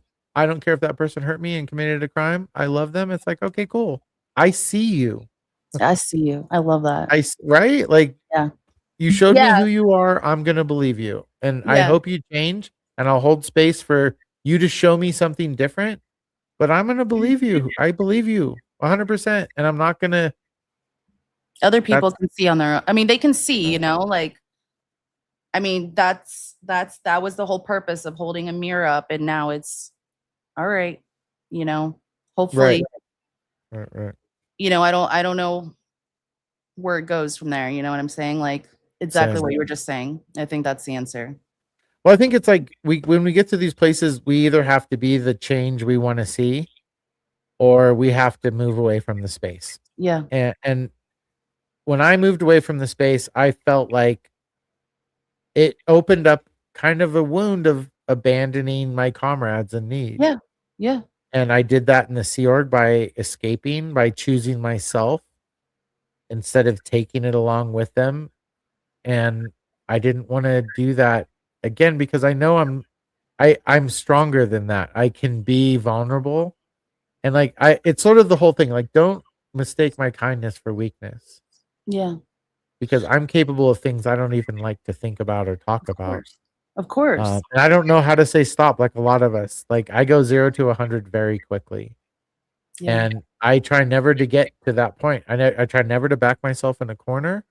Yeah. And at the end, I've learned, and that's why I understand Aaron, and I understand these people that feel attacked and feel they have to respond with venom, and like they have to respond so hard that that person isn't going to want to retaliate back. Yeah.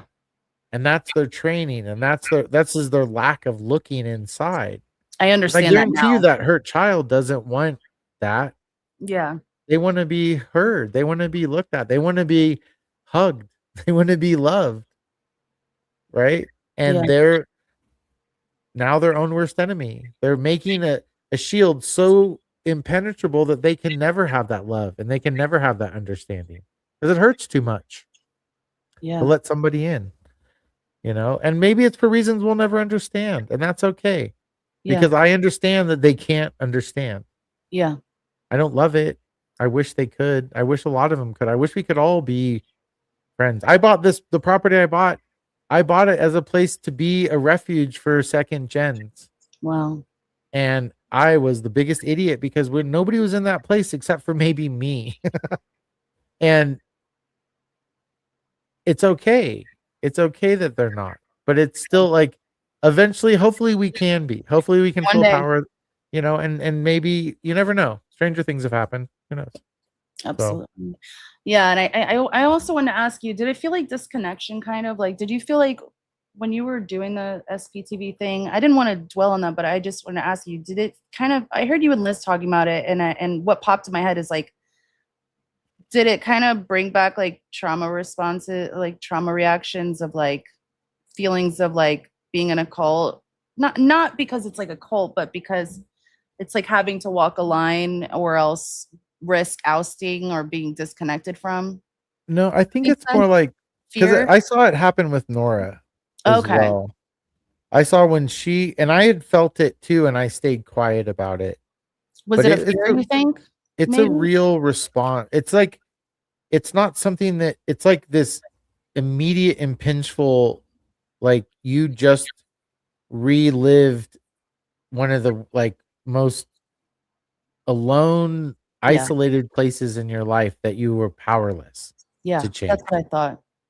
So it's like even when I resigned, I don't know what I expected, and that's where it's like, dude, what are you doing? You're supposed to accept, not expect, right? Like that gets you in problems. So, but I sort of expected a response or a conversation to help move forward in an effort to resolve, right? And instead I got blocked, I got delete, like it That's was how they hard. handled it. Yeah. And at the same time, I was like, well, thanks. That solved that problem, right? But your side of the It, street is clean, meaning like you're okay with yourself and how you behaved, right? Like you're not shameful about your behavior. So I think that's a win, right? well, I You mean, can't so control. the biggest thing that I've been attacked about is um that Aaron didn't even know that I was mad at him. And I'm like, you didn't know that Were I you was mad at even you mad? because I wasn't mad at you. Yeah. Like you make up something that I offered to man the phones, and then you're like, nobody even needed that. Why would you fucking do that? And I was like, yeah, Huh. you don't get it, right? Because I didn't just call you and be like, "Oh man, the phones. I know it's nothing you need." I called Jenna up. I asked how hard it would be to get the phones transferred over. I said I would do it until we got more people to do it. I'd answer them 24 hours a day. I was like, "How hard it would it be to get?" Oh, it wouldn't be that hard at all. And then I like a good Huh. little Sea Org member or like a good little lackey. What Yeah. an executive wants on their lines is completed projects, not problems, but solutions. I presented all that. Right. And Right. he was like, that's stupid. We don't need to do. And it's like, oh, Oh, I so didn't even know this. you don't, you want to tell everybody that you're doing it all and nobody has to do it. Mm. And then you want to tell everybody that nobody does anything and you're the one Oh, that does everything and nobody even offered and you didn't do anything the whole time anyway. And it's like, dude, I'm not going to get caught up in this. Like, there's two things I'm not going to go with him, right? Back and forth. no, it Like doesn't the because it's doesn't all matter. based in it's shame based speak. Yeah, you're right. You're right. Because he knows he talks shit about people behind their backs. He knows he's fucking that guy.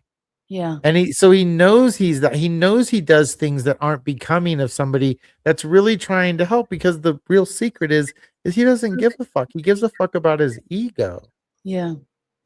And Yeah. that's not an opinion. Like just look, watch. He did an interview with HD Tutor. So whoever's watching this on their side, go watch that.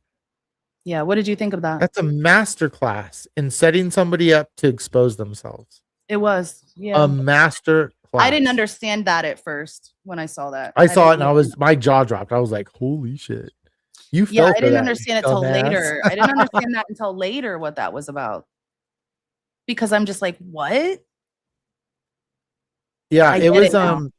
yeah, it was really eye-opening. That was for me because I when I give allegiance, it's hard to I don't Me just too. willy-nilly run away. Yeah, me I neither. I stick with it for way longer than I kind of am Me supposed too. to. Me too. I And get it. I've learned one of the skills I've learned is to walk away. Yeah. I am a master at the Irish goodbye. 100%. If I feel weird in a room, you won't hear me, see me Bye. leave, but I'll be gone. Yeah, bye. Like I have no problem You run yeah. away. Yeah. Well, I try not to run away. I walk away, but Yeah. nobody sees me, Liz. Yeah. So it's the same thing, but That's Um, fascinating though. I didn't even think like, yeah, I get that now. But that's kind of like people just talk and they reveal themselves more and more. And I realize you projection, don't right? have to do anything to show. I mean, it's on full display at this point, right? Was it always on full display and I just didn't understand that? Maybe. Yeah, I mean I don't know. it's carefully woven into our stories and our trauma and it's like I call myself out on this stream is I'm very good at distracting effortlessly away from what I don't want to talk about. Yeah, me too. I do it all the time. Yeah. Right? Because I feel like I feel either exposed or I feel like afraid or I feel anxiety that I might not be received or I might be laughed at. And it's something that I realize it's important enough to me that I care, so I'm careful. Yeah. That doesn't have to be a bad thing, but I also need to understand that when I am in a place that I can do that, Yeah. and maybe people will see it later and be like, oh, you're such a piece of great. I'm all those things. I am whatever you say I am. And if I wasn't, why would I say I am? Right. That's true. Yeah, because you don't need to sell anybody anything, right? Do you love that? Do you see what I get? I Do love you it. see that? Do you see Who is it? Name names. Oscar Santa? Yeah, Oscar. Who is his drug addict Oh, biggest me. supporter? I Oh, am. you are? That's what he's told me. Oh, You didn't catch that? you're his biggest supporter. You're not his. No, You're I like don't his think I'm his third biggest. biggest. I don't think Yeah. I So who's his am. biggest supporter that's a drug addict then? I don't know, but this isn't a political channel anymore, so Right. it makes you I wonder, guess. where'd you come from? Yeah. Where'd Well, you yeah. come from? Oh, wait, Algorithm. I got some lady last night coming in here telling me that I was the devil or something because I strayed married men away from their wives. And I was like, she's cursing me right now. Oh, No, because of Aaron? I guess Or so. have you dated a lot of married men? No, I don't think so. Not that Well, I know of. Not that I all know right. of. Well. No, but I think Did you know when did you might know like that that. Aaron was married? Did he keep it from I you met for a him. long time or No, he he said knew he was right an when you open met him? marriage. He knew? He said he was in like Really? an Was open he wearing his marriage. ring? No, he's never worn it. I've Yeah. never seen it. No, well, it No. was 4, 5, 6 years ago now, right? That you met him? Something like that? Yeah. 2020. Yeah, okay. Yeah, A weird time. Yeah, it Yeah. was, right? Yeah, There's a lot 2000, that to was it. a weird Yeah. time. I remember my Yeah. youngest looking up at me and saying, "Dad, am I gonna die?" And I was just like, "No, son, you're not gonna die." Like Yeah. freaking weirdos. I never got vaccinated. Sorry, people.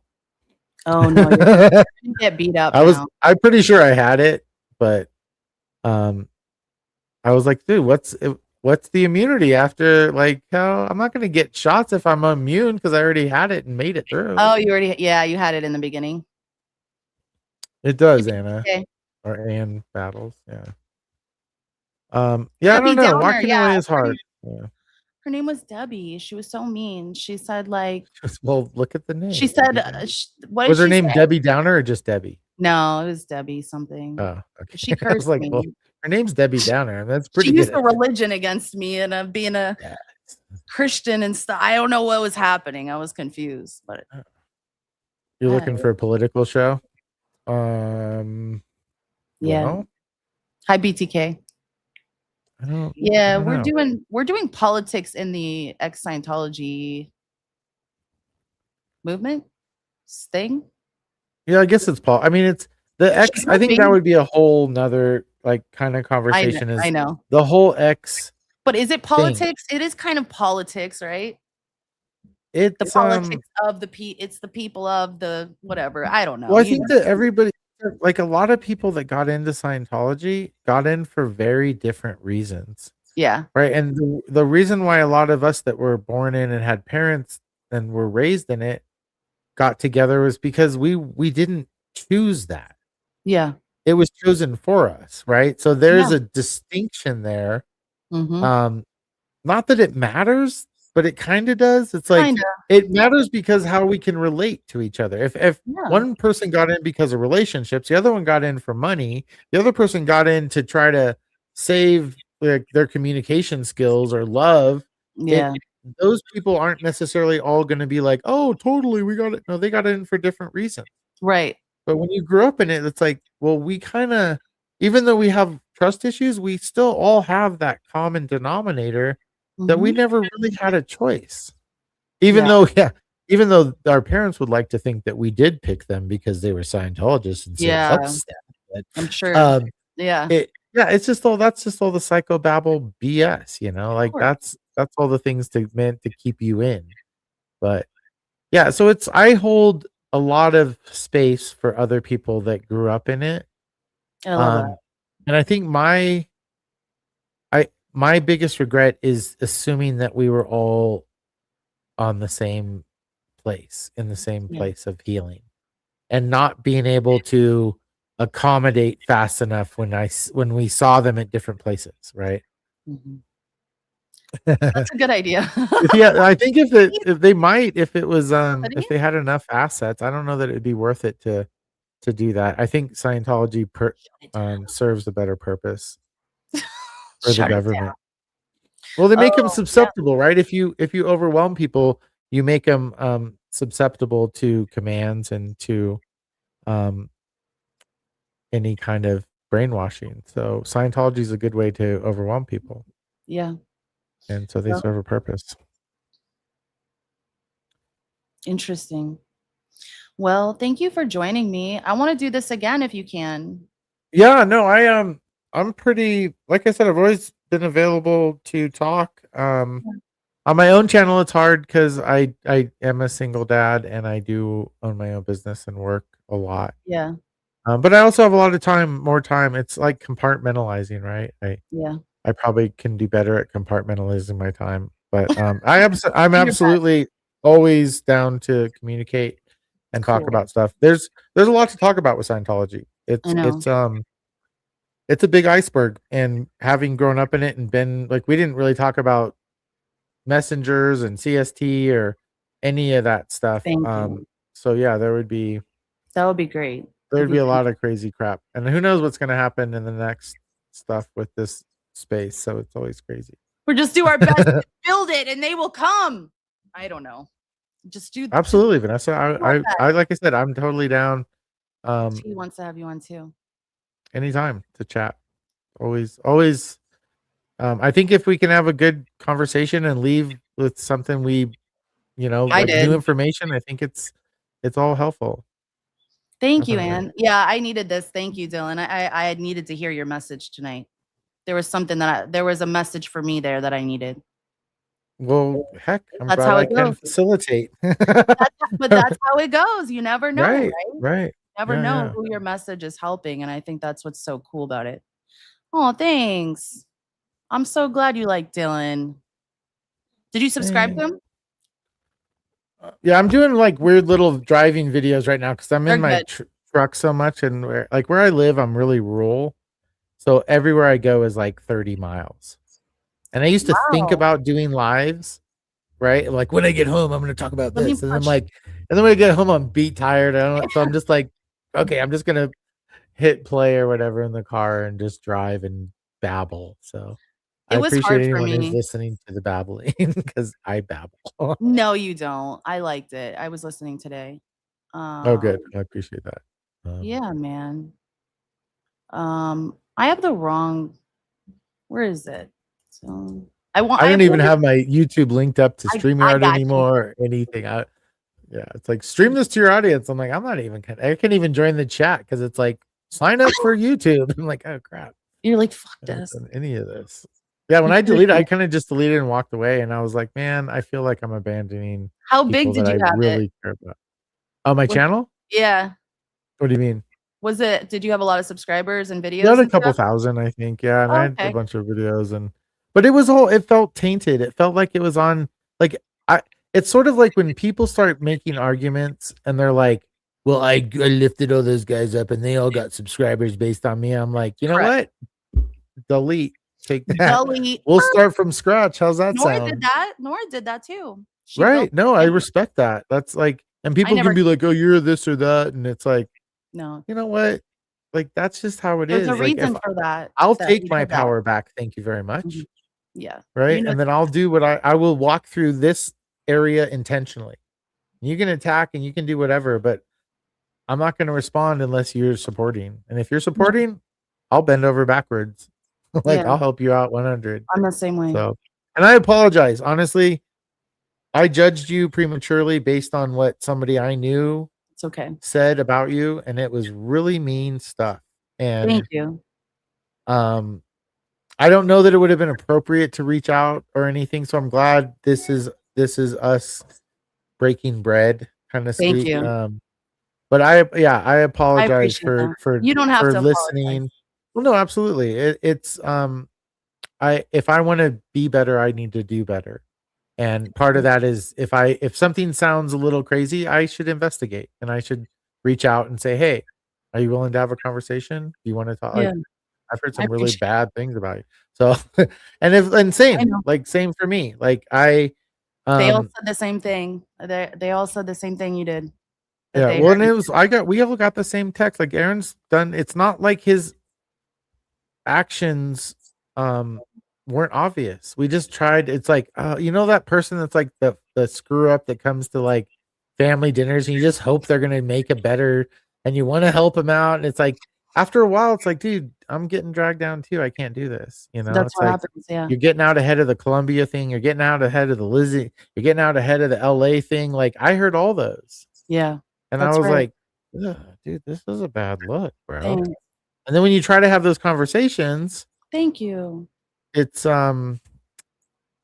it isn't met with receptivity. It's met with anger and yeah. It's like it's sort of like the whole thing, like, dude, you keep yelling at me and I'm gonna show up at your doorstep and we're gonna talk about this face to face.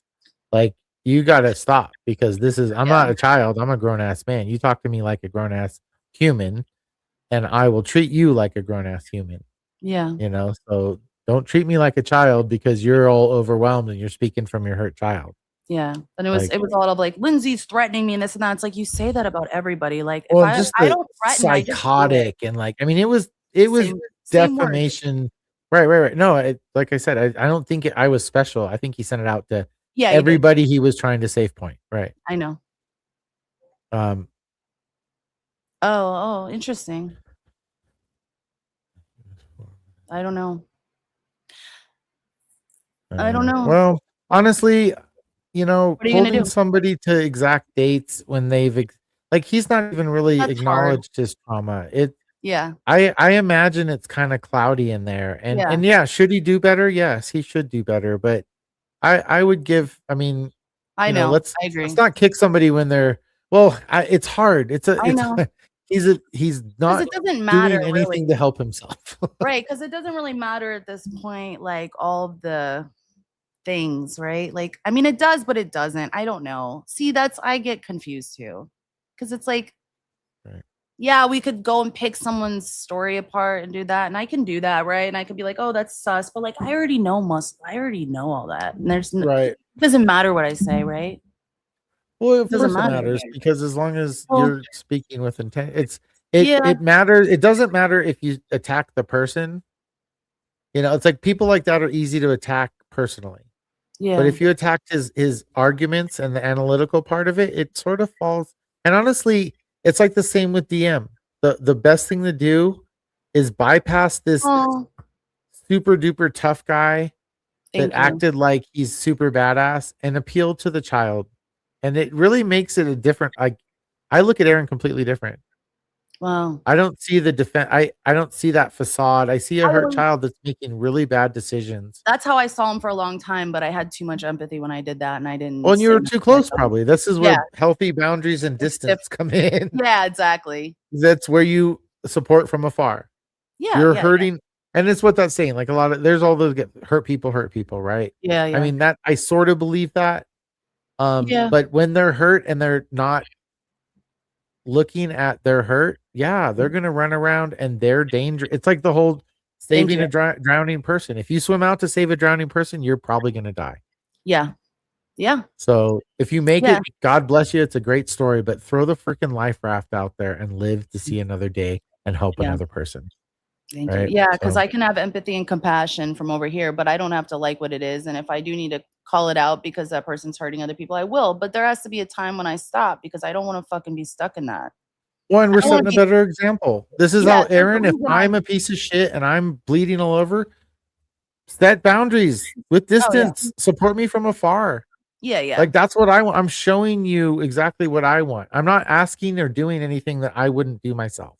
Yeah, yeah. Right. So, and I think that's where integrity comes in is you try to be the best version of yourself. And if other people can't do it, then it is what it is, you know, Yeah. like you hope they do. And one day you don't have to choose to ever like him again. I No, don't ever have exactly. to talk to It him. doesn't matter, right? Like it doesn't matter. And if he So, changes, he shouldn't change to appease me. He should change for himself, right? well, And then yeah. maybe I'll see that, and maybe one day we can go Yeah. have lunch or whatever, or have Right. a decent conversation.